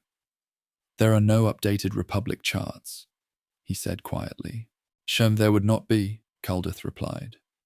The ship exited hyperspace above a grey world scarred by ancient tectonic upheaval. Vast fissures split the crust, and jagged mountain ridges cut across barren plains. There were no visible cities, no orbiting platforms, no signs of recent habitation. But there was presence, not layered like Droman Kars, not fractured like Korriban. This presence was singular, concentrated. Caldoth felt it immediately, a dense weight beneath the surface, shown as if something enormous lay sleeping below stone. He did not feel hunger from it. He felt isolation. They landed near a collapsed structure partially buried beneath layers of rock and ash. The design was unmistakably Sith in origin, though older than the empire that once ruled from Droman Kars.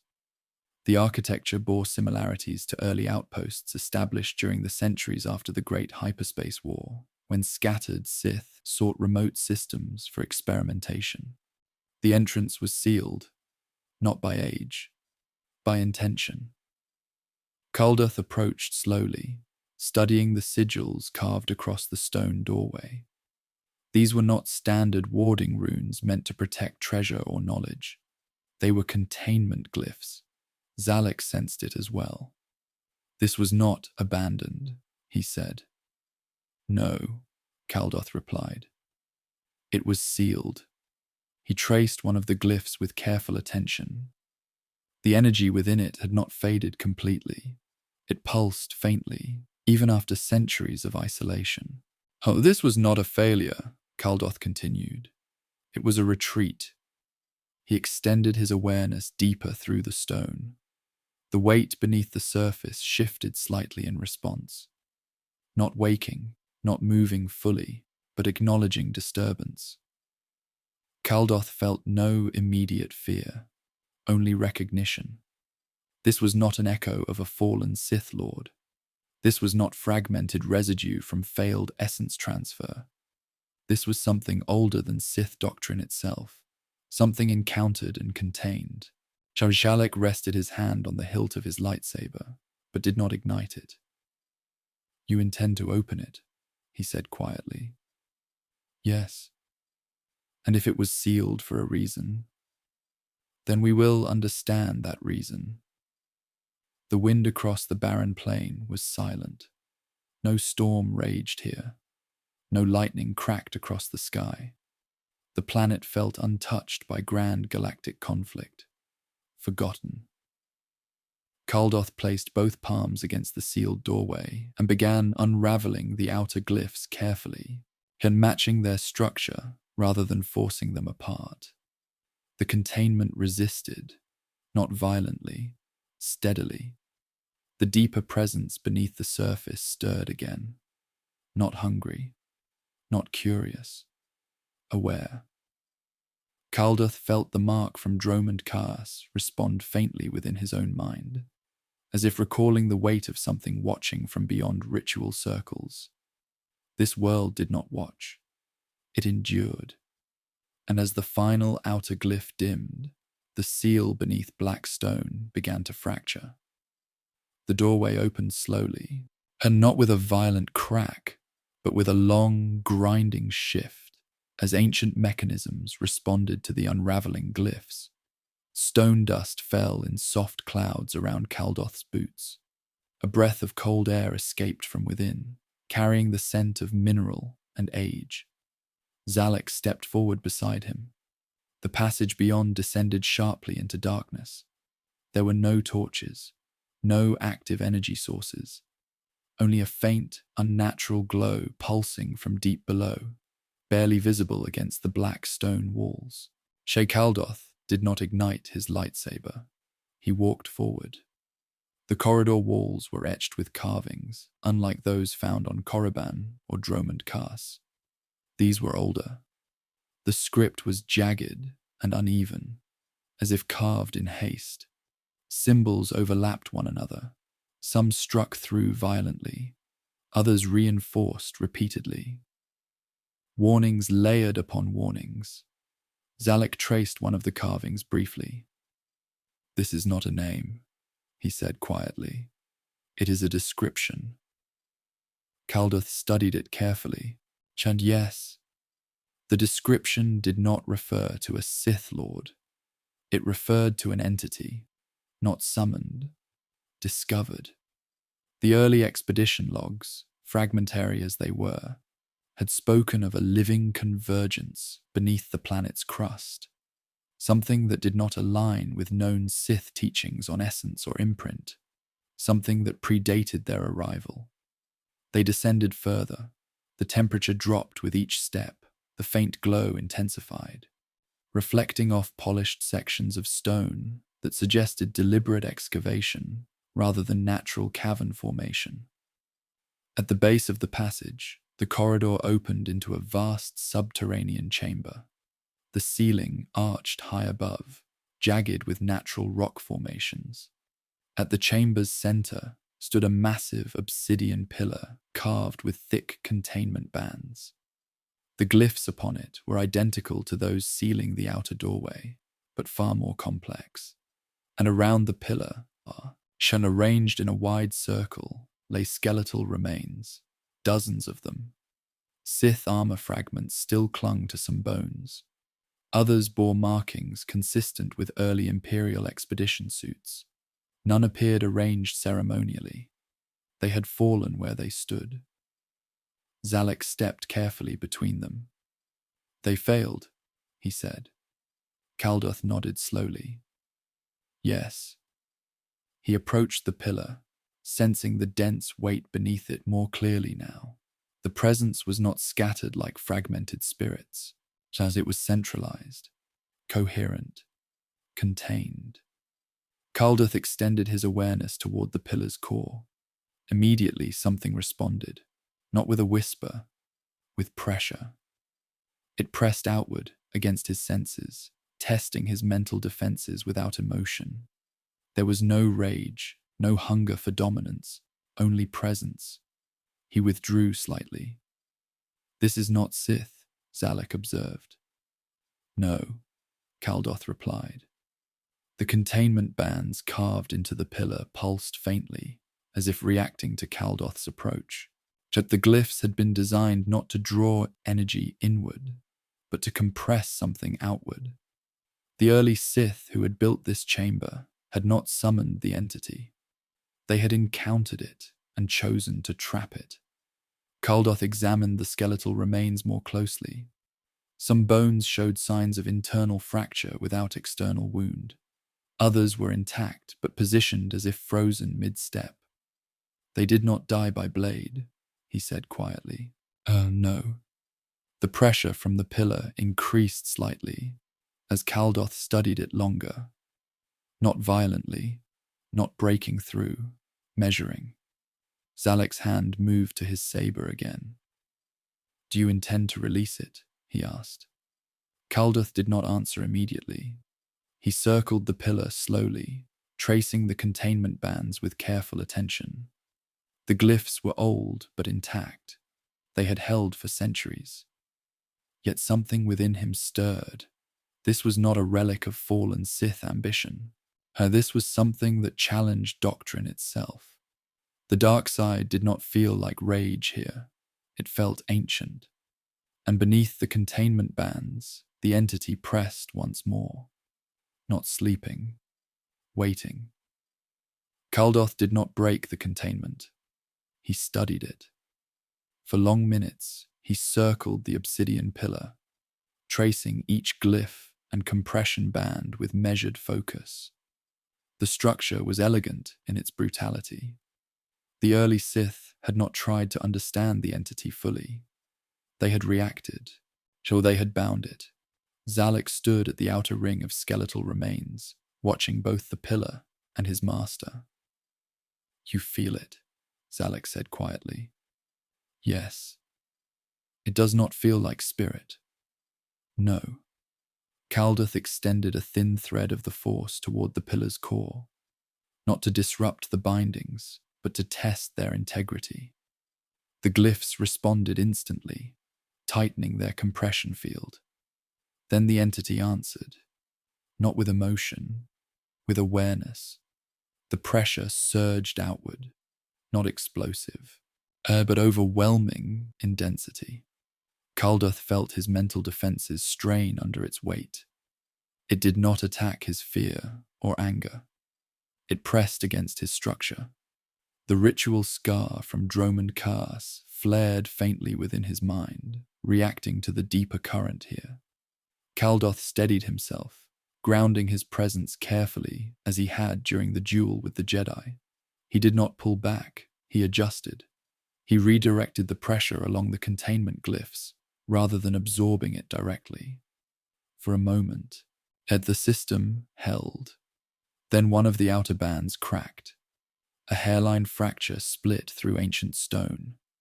Zalek ignited his lightsaber instantly, red light cutting through the cavern's dim glow. "You have weakened it," he said. "I tested it," Caldoth replied. The entity pressed harder. The fracture widened. One skeletal remains near the pillar shifted slightly, bones grinding against stone as dormant energy reactivated through the chamber floor. Caldoth felt it clearly now. The entity was not contained fully within the pillar. It was anchored to the cavern itself. The early Sith had compressed it inward, but they had not severed its connection to the planet's crust. Caldoth stepped closer to the pillar, placing both palms against the obsidian surface. He did not attempt to release it. He attempted to reinforce the bindings. He drew upon every lesson learned beneath Korriban's tombs, every restraint practiced on Dromund Kaas, and every fragment he had preserved without consuming. He shaped his will into structured currents, feeding the containment glyphs instead of overpowering them. For a brief second, the pressure stabilized. Then the entity surged violently. The pillar trembled. 2 more containment bands cracked with sharp, echoing snaps. The skeletal remains around the chamber began to shift again, some rising partially before collapsing back to stone. Zalek stepped forward, blade ready. "Shah, this cannot be reasoned with," he said. Caldoth knew that.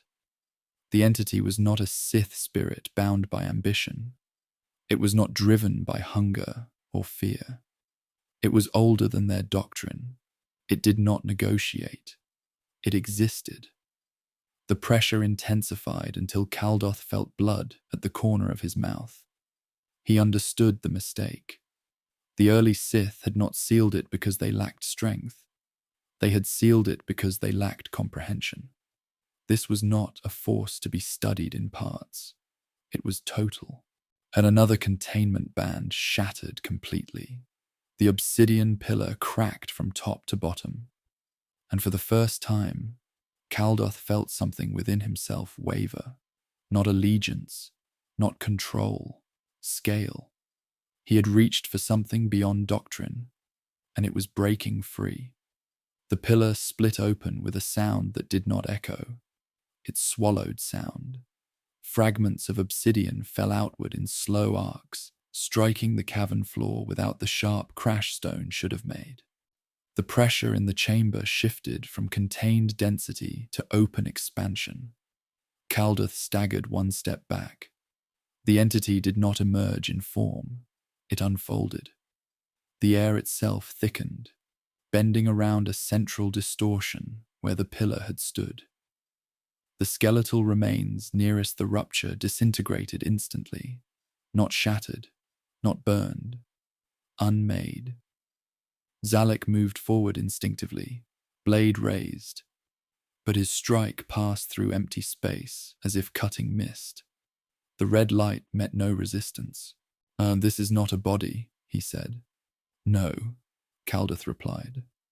The entity pressed outward again, and this time it did not test. It overwhelmed. The cavern walls vibrated violently. Rock splintered. Ancient glyphs carved into the floor shattered as compression fields collapsed entirely. Caldoth felt his mental defenses buckle under sheer magnitude. There was no rage to redirect, no hunger to contain, only presence without limit. He understood in that instant why the early Sith had retreated. They had encountered something not aligned with the dark side, as doctrine defined it. Not light, not dark. Existence concentrated. Zalek braced himself as debris fell from the ceiling. A jagged slab of stone crashed down between them, forcing separation. "Master," Zalek called. Caldoth did not answer immediately. He knelt instead.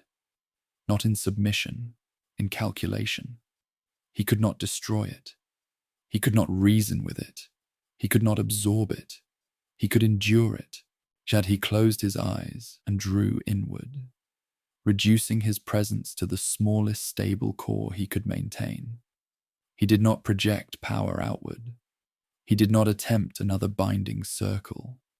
He allowed the entity's pressure to pass over him rather than through him. The cavern fractured further as the entity expanded upward toward the surface. Rock split open along natural fault lines. A faint glow pulsed outward through cracks in the planet's crust above. Zalek fought simply to remain standing, planting his blade into the stone to anchor himself. Caldoth felt the edge of unconsciousness approaching. The entity brushed against his mind once more. This time, it did not test structure. It ignored it. It was not interested in him. It was simply expanding into uncontained space. The realization struck him clearly. The early Sith had not sealed it to imprison it. They had sealed it to protect the surface. Caldoth forced his eyes open and rose unsteadily. "Retreat," he said. Shalek did not hesitate. They moved together toward the ascending corridor as the cavern floor collapsed behind them. The entity did not pursue them directly. It rose through fissures in the crust, dispersing outward into the planet's barren atmosphere like a silent storm. By the time they reached the surface, the sky had changed. A faint distortion shimmered above the mountains, bending light around it. The planet itself seemed to breathe for the first time in centuries.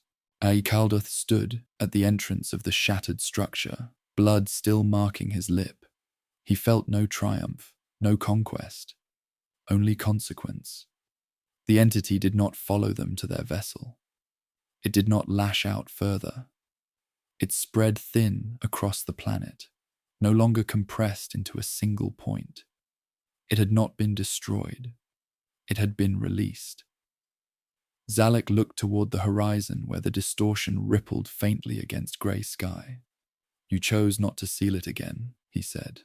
Caldoth's gaze remained fixed on the fractured ground. "The seal was failing," he replied. "And now?" "Now it is dispersed." They boarded their ship as the ground trembled faintly beneath distant tectonic shifts. As they ascended into orbit, Caldoth felt the weight of what had happened settle within him. He had sought understanding. He had found scale beyond control. Endurance did not always mean containment.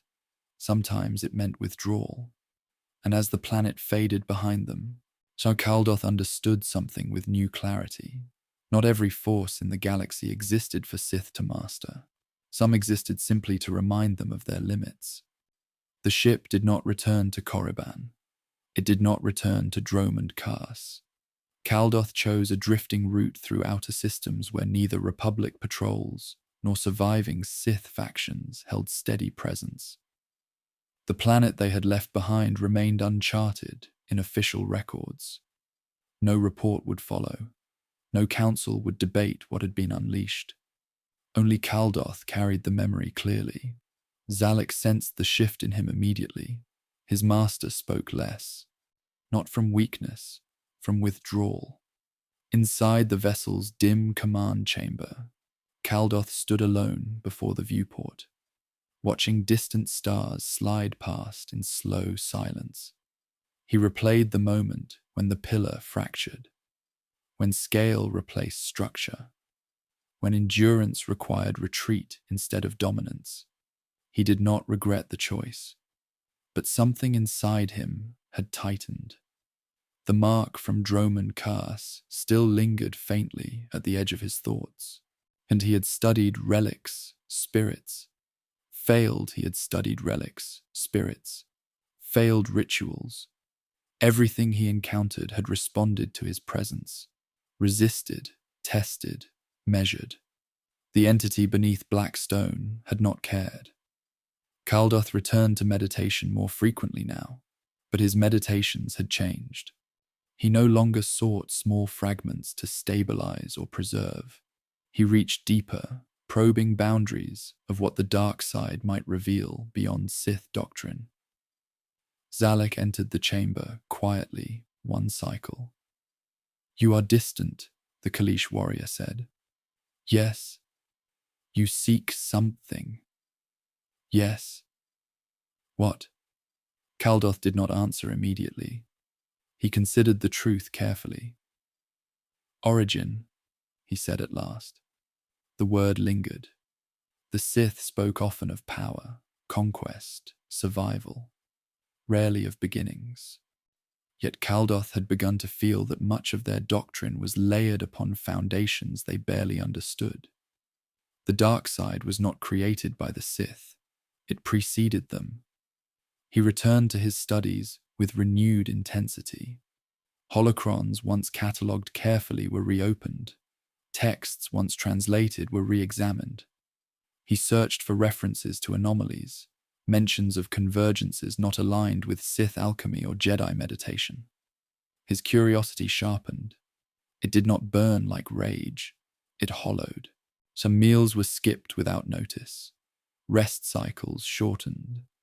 Zalek observed the gradual erosion without speaking further. Caldoth began traveling to sites of residual dark side concentration across the outer rim. Minor worlds once touched briefly by Sith campaigns. Forgotten temples half swallowed by jungle or desert. He did not seek control of them. He sought pattern. The more he searched, the more he realized how thin the Sith understanding truly was. They had catalogued rituals. They had named emotions. They had classified techniques. But they had not mapped the full depth. That realization did not frighten him. It compelled him. He felt no surge of hatred toward the Jedi for opposing him. No desire to reclaim thrones lost by the Empire. Those ambitions felt small now. What unsettled him was scale. The entity beneath black stone had been older than doctrine, older than conflict. If such forces existed unaligned with Sith or Jedi philosophy, then both orders were fragments of something far larger. Caldoth felt the hunger grow quietly within him, not for domination, for comprehension. And comprehension, when fed by the dark side, rarely ended cleanly. Caldoth stopped seeking temples. He began seeking fractures, not ruins marked clearly by Sith insignia or Jedi cleansing, not worlds recorded in holocrons as battlegrounds of the Great Galactic War. He searched for anomalies, places where the Force behaved irregularly, where reports of strange phenomena circulated quietly among fringe explorers and smugglers. Zalek charted the routes without comment. They landed on a mining colony once abandoned after workers reported hearing voices beneath the surface. They walked through a forest moon where animals moved in unnatural silence around a single clearing. They entered caverns on a volcanic world where the Force felt distorted, bending perception. Each site offered something, but none offered scale. Caldoth began experimenting more aggressively, not recklessly, deliberately. In one cavern, he attempted to compress residual dark side energy into a contained sphere without relying on established Sith alchemical circles. He shaped the energy with bare will, testing whether structure required ritual or if ritual merely refined instinct.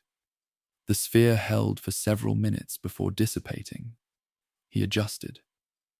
On another world, he traced faint ripples in the force that did not align with emotional imprints.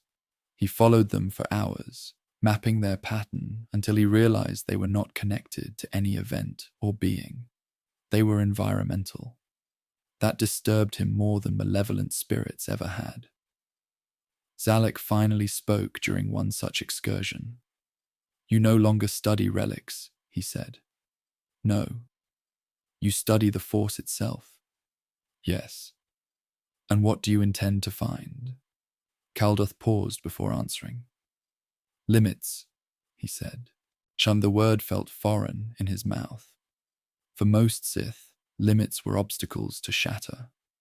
For Caldoth, they had become boundaries to trace. His curiosity began to consume his routines. Combat practice with Zalek grew infrequent. Lessons of succession and betrayal faded into background priority. The Kaleesh warrior noticed the distance but did not challenge it openly. Caldoth's hunger was not explosive. It was quiet. He spent entire cycles in meditation without speaking. He reduced his presence until even Zalek struggled to sense him within the same chamber. He tested how thin he could stretch his awareness without losing cohesion. Sometimes, when he extended too far, the mark from Dromund Kaas would pulse faintly, reminding him of what scale felt like. He did not retreat, he pressed further. He began to feel isolation not as loneliness, but as separation from ordinary perception. Conversations felt slower. Physical sensations dulled during prolonged meditation. Zalek did. "You speak less of survival." Zalek did. "You speak less of survival," the Kaleesh warrior observed one evening. "Survival is assumed," Caldoth replied. "And if it is not?" Caldoth looked at him calmly. Then understanding was incomplete. The response carried no emotion. That was what unsettled Zalek most. Caldoth was not consumed by anger, so he was not unraveling into madness like some Sith alchemists recorded in holocrons. He was narrowing. His focus had become so refined that all else fell away. The hunger inside him no longer felt like desire for knowledge alone. It felt like necessity. The galaxy continued its quiet cycles. Republic rebuilding, Jedi teaching, distant Sith factions scheming in hidden enclaves. Caldoth did not involve himself in any of it. He searched for origin. And with each unanswered question, the hollow space inside him widened slightly more. Zalek began to feel invisible, not dismissed, outpaced. Caldoth's meditation stretched longer now, sometimes lasting through entire planetary rotations without interruption. He would sit in stillness, reducing his presence until even the ambient hum of the ship's systems seemed louder than his breathing. When he rose, his eyes carried distance, not anger, not fatigue, absence. Combat drills became rare. When they did occur, Caldoth moved with effortless precision, dismantling Zalek's attacks without increasing his own intensity. There was no teaching woven into the exchanges anymore. No corrections, no refinement, only demonstration. One cycle, after a brief sparring session, ended in seconds. Zalek deactivated his blade and remained standing. "You no longer test me," he said. Caldoth turned away slowly. "You do not require testing." "That is not the same." Caldoth paused. The Kaleesh warrior stepped closer. "Now you speak of limits," Zalek continued, "but you no longer speak of succession." Caldoth's gaze shifted toward the viewport beyond the chamber wall. "The Sith endure through replacement," Zalek said quietly. You taught me this. Yes. And yet you move as though replacement is irrelevant. Caldoth did not respond immediately. He examined the truth carefully, as he did all things now. Succession required hierarchy. Hierarchy required structure within the order. But Caldoth had stepped beyond the order's immediate concerns. He no longer sought councils or hidden enclaves. He no longer studied rival Sith movements. He studied the Force itself. Replacement presumes continuity, Caldoth said at last. And we are not continuous? Zalek asked. We are fragments. The answer settled heavily between them. Zalek felt something fracture in that moment. Not loyalty. Expectation. Caldoth had once emphasized endurance through structure, Shao through deliberate succession. Now, he spoke as if the Sith were merely temporary expressions of something deeper. You are isolating, Zalek said. Yes. From me. Yes. There was no cruelty in the admission, only fact. Zalek lowered his head slightly. Is this my failure? He asked. No. Then why? Caldoth turned fully toward him. Because what I seek cannot be inherited. The words were calm, final. Zalek understood then. Caldoth's hunger was no longer tied to the Sith tradition, and it was not aimed at building a legacy that would pass cleanly from master to apprentice. It was aimed at comprehension beyond doctrine. That left no room for shared assent. The distance between them widened, not physically, but in alignment. Zalek remained loyal, he remained ready, but he could feel that his master was moving into territory where blade and discipline held little relevance. Caldoth resumed his meditation. Zalek remained standing for several minutes longer, studying the faint outline of his master's presence in the Force. It felt thinner, sharper, like a blade honed so fine it risked breaking. And for the first time since kneeling beneath Korriban's tombs, Zalek felt something he had not expected to feel toward his master. Concern. The hunger did not feel violent. It felt constant. Caldoth began experiencing moments where the boundary between meditation and waking blurred completely, and he would close his eyes in the command chamber and emerge hours later with no clear sense of elapsed time. The Force did not whisper to him anymore. It surrounded him. He tested the limits carefully at first, extending awareness across planetary systems without moving from his seat, tracing faint currents between stars, mapping disturbances without traveling to them physically. The more he extended, the less distinct his physical sensations became. Zalek noticed subtle changes. As Caldoth's breathing slowed almost imperceptibly, his pulse thinned beneath the surface. When he spoke, his voice carried less inflection, as if emotion required conscious effort. One cycle, as the ship drifted near an uninhabited asteroid field, Caldoth extended too far. He reached outward, beyond mapped hyperspace lanes, beyond known systems, probing toward regions the Sith Empire once called the Unknown Regions. He did not seek conquest there. He sought origin. For several long moments, he felt nothing but distant currents and faint ripples across space. Then something responded. Not an entity like the one beneath black stone, not a spirit, a vast silence. It pressed back against his awareness with no hostility and no recognition. It did not care that he observed it. It did not measure him. It existed beyond interaction. Caldoth felt his concentration fracture briefly under its immensity. His body trembled slightly in the command chair, and blood welled faintly from his nose before evaporating against his skin. Zalek moved instantly. "Withdraw," he said sharply. Caldoth did. He snapped his awareness back into his physical form with deliberate force, stabilizing his breathing and pulse slowly.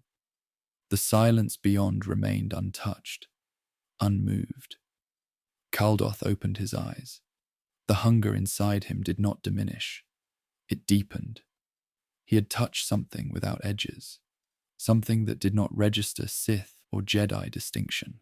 Yet he felt smaller than he ever had before, not insignificant, incomplete. Zalek remained at his side. "You cannot consume infinity," the Kaleesh warrior said quietly. Caldoth considered the statement carefully. "No," he replied. "And yet you attempt to.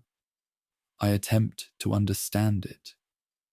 And if understanding requires losing yourself." Caldoth did not answer immediately. The question lingered. For years he had stripped away unnecessary attachments, anger, ambition for empire, as even emphasis on succession. Now he faced a boundary that did not bend to discipline alone. He rose slowly from the chair. "The hunger does not end," he said quietly. "No," Zalek agreed. Caldoth stepped toward the viewport, staring at the distant stars. He no longer felt driven by hatred or desire for dominance. Those impulses seemed small now compared to scale he had glimpsed.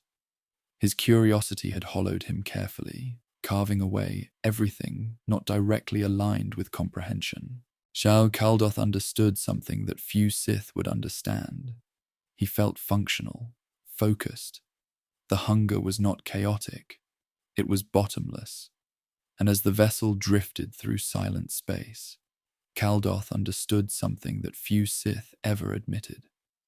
There was no final mastery, only deeper descent. The dark side did not promise completion.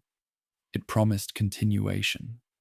And continuation, without boundary, could consume everything else quietly. The moment did not arrive with prophecy. It arrived with distance. Zalek had felt it building for cycles, not in anger, not in frustration, in inevitability.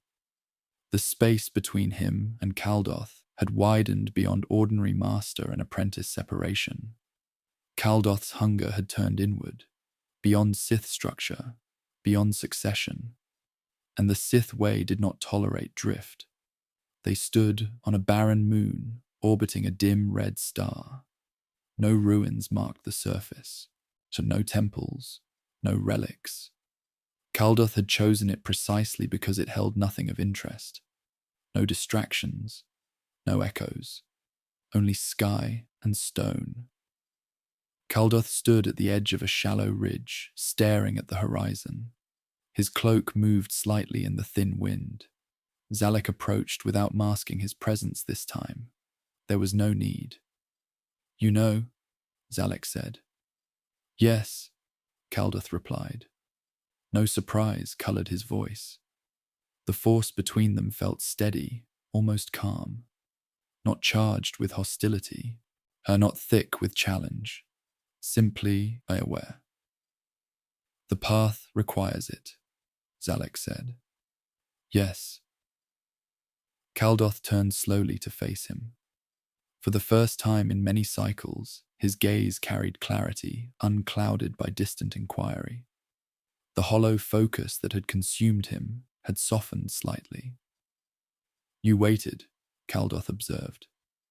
"Yes." "Why?" Zalek considered the question carefully. "You were searching," he said. "So I did not know if you would return. And if I did not, then I would not strike." The answer was not weakness. It was assessment. Caldoth inclined his head slightly. "The Sith endure through replacement," he said quietly. "Yes. But doctrine is not law here." "No." Silence settled between them. Caldoth stepped down from the ridge and walked past Zalek, stopping several paces away in open ground. The red star cast long shadows across cracked stone. "You are ready," Caldoth said. Zalek ignited his lightsaber. The red blade extended with familiar hum. Caldoth did not ignite his own. Not yet. Why do you seek this? Caldoth asked. To fulfill the order, Zalek replied. And nothing more? Zalek hesitated only briefly. To prevent you from dissolving into something else. Caldoth studied him carefully. Concern. The same emotion Zalek had carried cycles earlier in quiet observation. You believe I am lost, Caldoth said. Shah, you are drifting beyond structure. And structure matters? Yes. The word held weight. Caldoth finally ignited his blade. Red met red beneath a silent sky. No storm masked them.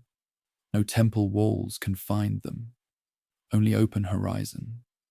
They circled slowly. No rush. No shouting. Zalek struck first. Not in rage, but in measured commitment. Caldoth met the blade with steady defense, redirecting the strike without escalating immediately. The duel unfolded as all Sith duels should. Calculated, yet intentional, inevitable. But beneath the clash of red light, something else lingered. Not hatred, not ambition, understanding. Their blades met again, not with explosive force, but with deliberate pressure. Zalek pressed forward in controlled sequences, testing angles he had studied for years.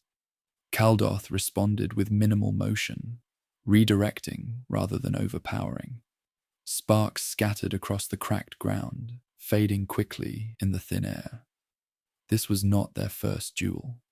It was their first without restraint. Caldoth increased intensity gradually, forcing Zalek to adjust footing against uneven stone. The Kalish warrior did not retreat blindly. He shifted left, then low, seeking rhythm rather than advantage. Caldoth recognized the pattern immediately. Zalek was not fighting to prove strength. He was fighting to conclude necessity. The Sith way did not allow stagnation. If a master drifted too far from purpose, the apprentice corrected it, and their blades locked briefly at chest height. You still hold back, Zalek said quietly. No, Caldoth replied. He disengaged abruptly and shifted into faster motion, striking high, then mid-line, then low in seamless progression. Zalek absorbed the assault with disciplined defense, though his breathing deepened under sustained pressure. Caldoth saw the opening again, a fraction of delay in Zalek's recovery after deflecting a downward arc. He moved toward it. Zalek anticipated the shift and rotated his blade inward, preventing the strike from landing cleanly. Their sabers scraped violently, sliding apart in sparks. They separated again. The red star hung motionless above them. Zalek adjusted his stance, lowering his center of gravity. You do not desire the throne, Zalek said. There is no throne, Caldoth replied. You do not desire empire. No. Then why fight? Caldoth answered without hesitation. Son, because the order requires motion. Zalek nodded once. Then he advanced with renewed precision. He did not attempt brute force. He targeted Caldoth's structure. Subtle pressure against guard transitions, forcing his master to step backward incrementally across uneven terrain. Caldoth allowed the movement. He wanted to see how far Zalek had refined himself. A sharp exchange followed. 3 rapid strikes from Zalek, each redirected but closer to penetration than previous attempts. Caldoth responded with a sudden surge of speed, forcing Zalek into a defensive lock. For several seconds, their blades trembled against one another. You could have ended me earlier, Zalek said through controlled breath. Yes, and yet you did not. Caldoth's eyes remained steady. You needed to choose without my permission. Zalek understood. The duel was not merely for dominance, it was for decision. Caldoth withdrew slightly, creating space once more. The wind carried faint dust between them. Zalek raised his blade to ready position. This time, when he advanced, he committed fully. No hesitation, no probing. A clean, decisive sequence aimed not to test, but to finish. Caldoth met it. But this time, he did not escalate beyond necessity. He did not overpower. He responded only enough. The blades clashed one final time in violent arc, and Zalek's strike broke through Caldoth's outer defense, grazing his side and forcing him to one knee. Silence fell instantly. Zalek's blade hovered inches from Caldoth's throat. Neither moved. The choice had arrived. The wind moved softly across the barren plain. Caldoth remained on one knee, his blade still active but lowered. Zalek stood before him, red light casting sharp reflections across the polished surface of his Kalish mask. The strike had been clean, measured, earned. Blood darkened Caldoth's side beneath torn fabric, but his breathing remained steady. Do you see it? Caldoth said quietly. Yes, Zalek replied. The end. Yes. Caldoth looked up at him without fear. There is no hatred in you. No. No desperation. No. Why? Zalek's grip tightened slightly on the hilt. Because this is not vengeance, he said. It is continuity. Caldoth felt something settle within him. For cycles, he had drifted beyond doctrine, beyond structure. He had sought origins deeper than Sith or Jedi classification. In doing so, and moved too far, Caldoth said. Yes. And moved too far, Caldoth said. Yes. And that I will not return. Yes. Caldoth studied the blade hovering at his throat. You are correct. The admission did not weaken him, it clarified him. Caldoth deactivated his lightsaber. The red glow vanished, leaving only Zalek's blade illuminating the space between them. He did not raise his hands, and he did not plead. He simply waited. Zalek hesitated, not from doubt of strength, from comprehension. You taught me that endurance requires replacement, Zalek said quietly. Yes. You taught me that a master who ceases to serve the order must be removed. Yes. And yet, Zalek continued, voice steady, you are not failing. Caldoth's gaze did not shift.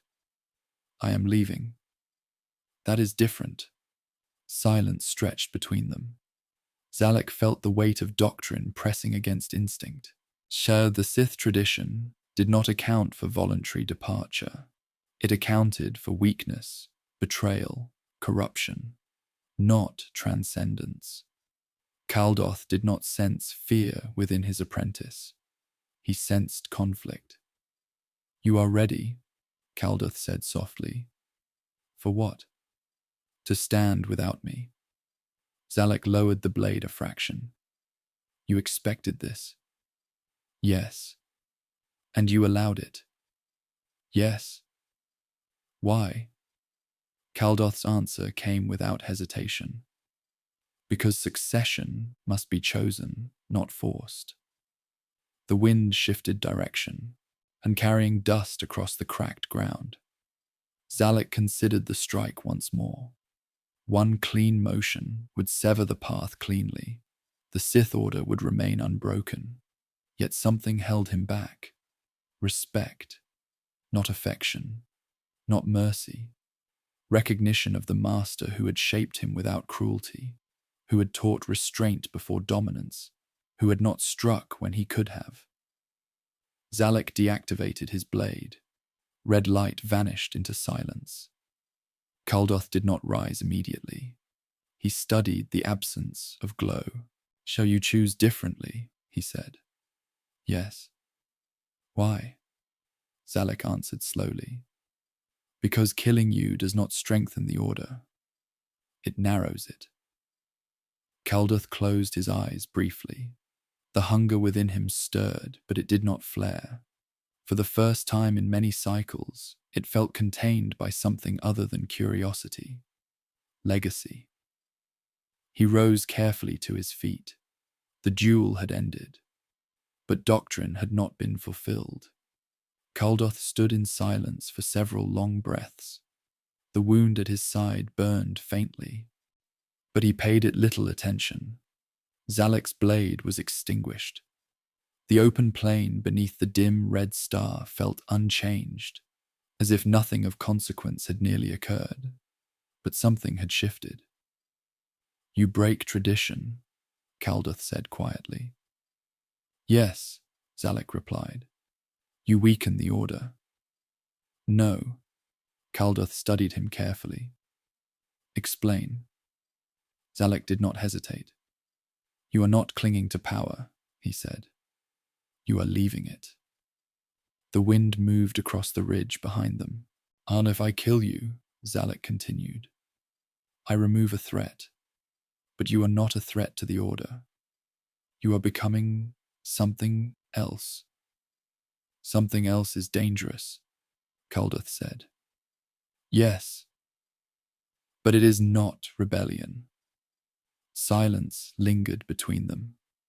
For cycles, Caldoth had believed that inevitability was sacred. Apprentice replaces master. Doctrine preserves continuity. Betrayal ensures strength. Yet here, the blade had risen and fallen without blood completing the ritual. "Do you fear me?" Caldoth asked. "No. Do you respect me?" "Yes." "Which stayed your hand?" Zalek paused. "Both." Caldoth exhaled slowly. The hunger within him did not resist this outcome. It did not demand dominance. It did not rage at disobedience. It observed. "Then you understand something I did not," Caldoth said quietly. Zalek tilted his head slightly. "What?" "That doctrine without interpretation becomes rigidity." Zalek remained silent. Caldoth stepped past him, moving back toward the shallow ridge, so that he did not retreat in defeat. He did not assert dominance. He repositioned. "You are free," Caldoth said. Zalek turned sharply. "Free?" "Yes." "You dismiss me?" "I release you." The words carried no bitterness. "You have fulfilled your path," Caldoth continued. "You are capable of standing alone. You no longer require my shadow." "And you?" Zalek asked. Caldoth looked toward the distant horizon. "I will continue." "In isolation?" "Yes." Zalek studied him for several seconds. "You will not return to the Sith enclaves." "No." "You will not claim a council." "No." "You will not seek apprentices." "No." Caldoth turned back toward him. "The hunger I carry cannot be taught," he said. "It cannot be inherited. It must either end with me or carry me beyond the order entirely." Zalek absorbed the weight of that truth. He understood now why the strike had felt incomplete. Killing Caldoth would not have preserved tradition. It would have severed something evolving. Then our paths divide," Zalek said. "Yes." There was no embrace, no ceremony, only acknowledgement. Zalek inclined his head once, not as subordinate, but as equal who had earned his place. Caldoth returned the gesture. The Sith tradition had not been fulfilled in blood. It had been reshaped in silence. As Zalek departed toward his vessel, Caldoth remained standing beneath the red star, alone once more. He did not feel abandoned. He felt unbound. The hunger inside him did not fade, and it deepened quietly. And for the first time, he walked forward, not as master or as leader of an order, but as something uncontained by it. He did not die in battle. No Jedi Council recorded his fall. No Sith chronicle marked the date of his execution. There was no blazing duel beneath collapsing temples. No final scream swallowed by lightning. Darth Caldoth simply stepped beyond the edge of the map. After parting from Zalek beneath the dim red star, he did not return to Dromund Kaas. He did not seek hidden Sith enclaves scattered through the outer rim. He did not claim title, territory, or apprentice. He traveled alone. Records of his movements grew thinner with each passing cycle. A refueling transaction logged under an altered designation. A brief sighting near abandoned hyperspace lanes once used during the Great Galactic War. Then silence. But silence did not mean absence. On distant worlds where the Force felt uneven, faint patterns began to emerge. Not destruction, not conquest. Subtle alterations in ambient currents, and as if someone had pressed too deeply into unseen layers and left fingerprints behind. Caldoth did not build temples. He did not carve monuments. He left impressions. In forgotten caverns, containment glyphs were found reinforced rather than broken. On minor moons, once scarred by Sith alchemy, residual energies appeared reorganized into cleaner structures. He was not tearing at the dark side anymore. He was refining his relationship with it. And holocrons, recovered generations later, would reference a wanderer who studied anomalies without allegiance to empire or council. The entries were incomplete, often dismissed as myth layered over fragmentary logs. But patterns aligned. Caldoth's hunger had not ended when he released the entity beneath black stone. It had matured. He no longer sought to dominate what he discovered. He sought to endure it without fracture. Over time, even sightings ceased. Quiet debate formed in obscure manuscripts. Had Caldoth perished in isolation, consumed by forces he could not contain? Or had he stepped so far into the deeper currents of the Force that conventional existence no longer held him? There was no proof either way, only absence. Zalek never spoke publicly of their final duel, and he neither claimed the title of Slayer nor disavowed his former master. In scattered references, he mentioned Caldoth only once, not as failure, but as divergence. The path split, he recorded in a sealed transmission. He chose the deeper one. Centuries passed. Wars reshaped the galaxy. Empires rose and fell. The Sith Order fractured and reformed in new variations. Yet in the margins of ritual texts and alchemical treatises, faint echoes of Caldoth's adjustments appeared. Containment before consumption, observation before domination, endurance over spectacle. No author cited him directly, but the imprint remained. He did not fall. He faded. And in fading, he became harder to erase. Long after Caldoth's name vanished from active records, fragments of his influence began surfacing in unexpected places. Not in grand Sith archives guarded by elite overseers. Not in the central libraries of Dromund Kaas. And his presence lingered instead in peripheral collections. Half-burned holocrons, damaged data cylinders recovered from abandoned outposts, private notes of minor Sith scholars who had strayed too far from accepted doctrine. His name was rarely written in full. More often, he was referenced indirectly. The one who studied compression without hunger. The wanderer beyond enclaves. The master who refused succession. These lines appeared in margins, and sometimes crossed out by later editors who deemed them irrelevant or heretical. Yet they persisted.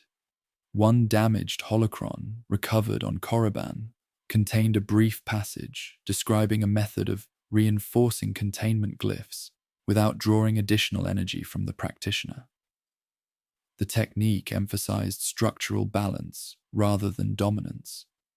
The author cited no source, but the phrasing mirrored Caldoth's own recorded experiments. Another manuscript, dated generations after his disappearance, discussed anomalies in the Force not tied to emotion or conflict. The writer noted that the dark side is not always reactive, sometimes it is environmental. That observation contradicted standard Sith teachings, which framed the dark side primarily through passion and will. The manuscript was dismissed by its supervising master. Still, it circulated quietly among apprentices curious enough to question rigid interpretation.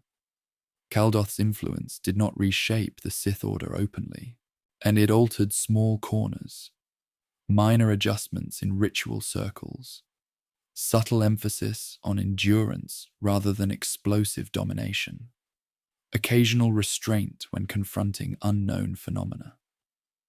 Even those who rejected such ideas often did so by directly arguing against them, unknowingly preserving the debate. His absence created speculation. Some Sith claimed he had attempted essence transfer and failed, dissolving into the currents he studied, and others believed he encountered another entity beyond the known galaxy and was consumed without trace. A few, fewer still, suggested something quieter, that he had achieved a form of stability beyond standard Sith ambition, not immortality, not transcendence, but alignment with deeper layers of the Force that did not require physical survival. No proof supported any claim. The Sith Order, shaped by conflict and hierarchy, had little patience for unresolved endings. They preferred martyrs or tyrants. Caldoth was neither. He was an unfinished line in the margin of history, and unfinished lines have a way of resurfacing when least expected. As centuries unfolded, the Sith changed faces but rarely nature. Empires rose from shadows, then collapsed beneath their own ambition. Councils formed and fractured. Apprentices betrayed masters in cycles as old as the Order itself. Through wars and reforms, the dark side remained a weapon first, philosophy second. Yet beneath those louder currents, quieter influences moved. During the era when Sith Lords once again sought stability after devastating internal purges, certain ritual manuals began recommending containment protocols before aggressive summoning. The language was subtle. It did not discourage ambition. It cautioned scale. Some alchemists began mapping environmental dark side concentrations before attempting manipulation, and a few masters advised apprentices to observe anomalies for extended periods rather than consume them immediately. These shifts were small. They did not define the Order, but they endured. One later Sith scholar, studying recovered fragments from Outer Rim expeditions, noted a recurring pattern in isolated records. Sites that had once spiraled into catastrophic collapse due to reckless experimentation showed evidence of careful stabilization in later visits. Someone had intervened quietly, and not to conquer, to balance. The scholar speculated briefly about a lineage of wandering practitioners outside formal hierarchy. The theory was dismissed by his peers as romantic revisionism. Still, he preserved the thought in a private archive. Zalek's own later teachings carried faint traces of Caldoth's restraint. Though he maintained discipline and upheld the inevitability of succession, he discouraged impulsive ritual practices among his apprentices. He emphasized endurance over spectacle, and those who studied under him did not know the origin of that emphasis. They inherited it indirectly. Caldoth's greatest departure had not been sparing Zalek. It had been stepping beyond the expectation of public legacy. He did not build monuments. He did not demand remembrance. And so his influence spread without banner. Even during eras when Sith embraced overwhelming aggression, whispers of alternative approaches resurfaced among fringe scholars. Some mocked them, and others experimented cautiously. The galaxy rarely noticed. Wars were louder than manuscripts. But beneath the surface of Sith evolution, a faint thread persisted. The idea that the dark side was not only a tool for conquest, but a vast field requiring measured navigation. That thread traced back, whether acknowledged or not, to a master who had once knelt and chosen to walk away. There is no grave bearing his name, no preserved armor displayed in Sith sanctuaries, so no final hollow recording, capturing last words beneath a dying star. Darth Caldoth did not grant the galaxy the closure it preferred. He dissolved into absence, and yet absence leaves shape. In certain forgotten ruins, long after wars reshaped hyperspace routes and empires redrew borders, faint impressions remain in the Force. Not violent scars, not echoing screams of slaughter, pressure, as if someone once stood there and pressed deeply into unseen layers, and then withdrew without tearing them apart. Some Sith who wandered too far from established routes reported moments of stillness, where the dark side felt vast but undisturbed. In those spaces, they sensed no active presence, only depth. Most dismissed it as imagination. A few felt watched, not by malice, by awareness. Historians searching for definitive conclusions about Caldoth's fate found nothing conclusive. No confirmed death, no recorded confrontation, no ritual catastrophe, only disappearance. The Sith Order prefers clean endings. A master slain by apprentice, a tyrant destroyed by rival, a scholar consumed by failed alchemy. Caldoth offered none of these. His life tapered into uncertainty. Perhaps he perished quietly on some nameless world, body returning to dust beneath an indifferent sky. Perhaps he extended his awareness too far one final time and fractured beyond recovery. Or perhaps he achieved something far less dramatic, a sustained alignment with deeper currents of the Force that required neither dominance nor destruction. The truth remains buried beneath layers of forgotten data and broken archives. But echoes persist in cautious rituals, in reinforced containment circles, in apprentices who hesitate before reckless summoning. His legacy is not a throne or an empire. It is a question. How deep does the dark side truly go? And what happens to those who follow it without seeking applause? Somewhere in the ruins of history, that question still lingers. Not loud, not demanding, waiting. If you've listened this far, you already know. Not every Sith falls in fire. Some fade into shadow, and shadow can last longer than flame.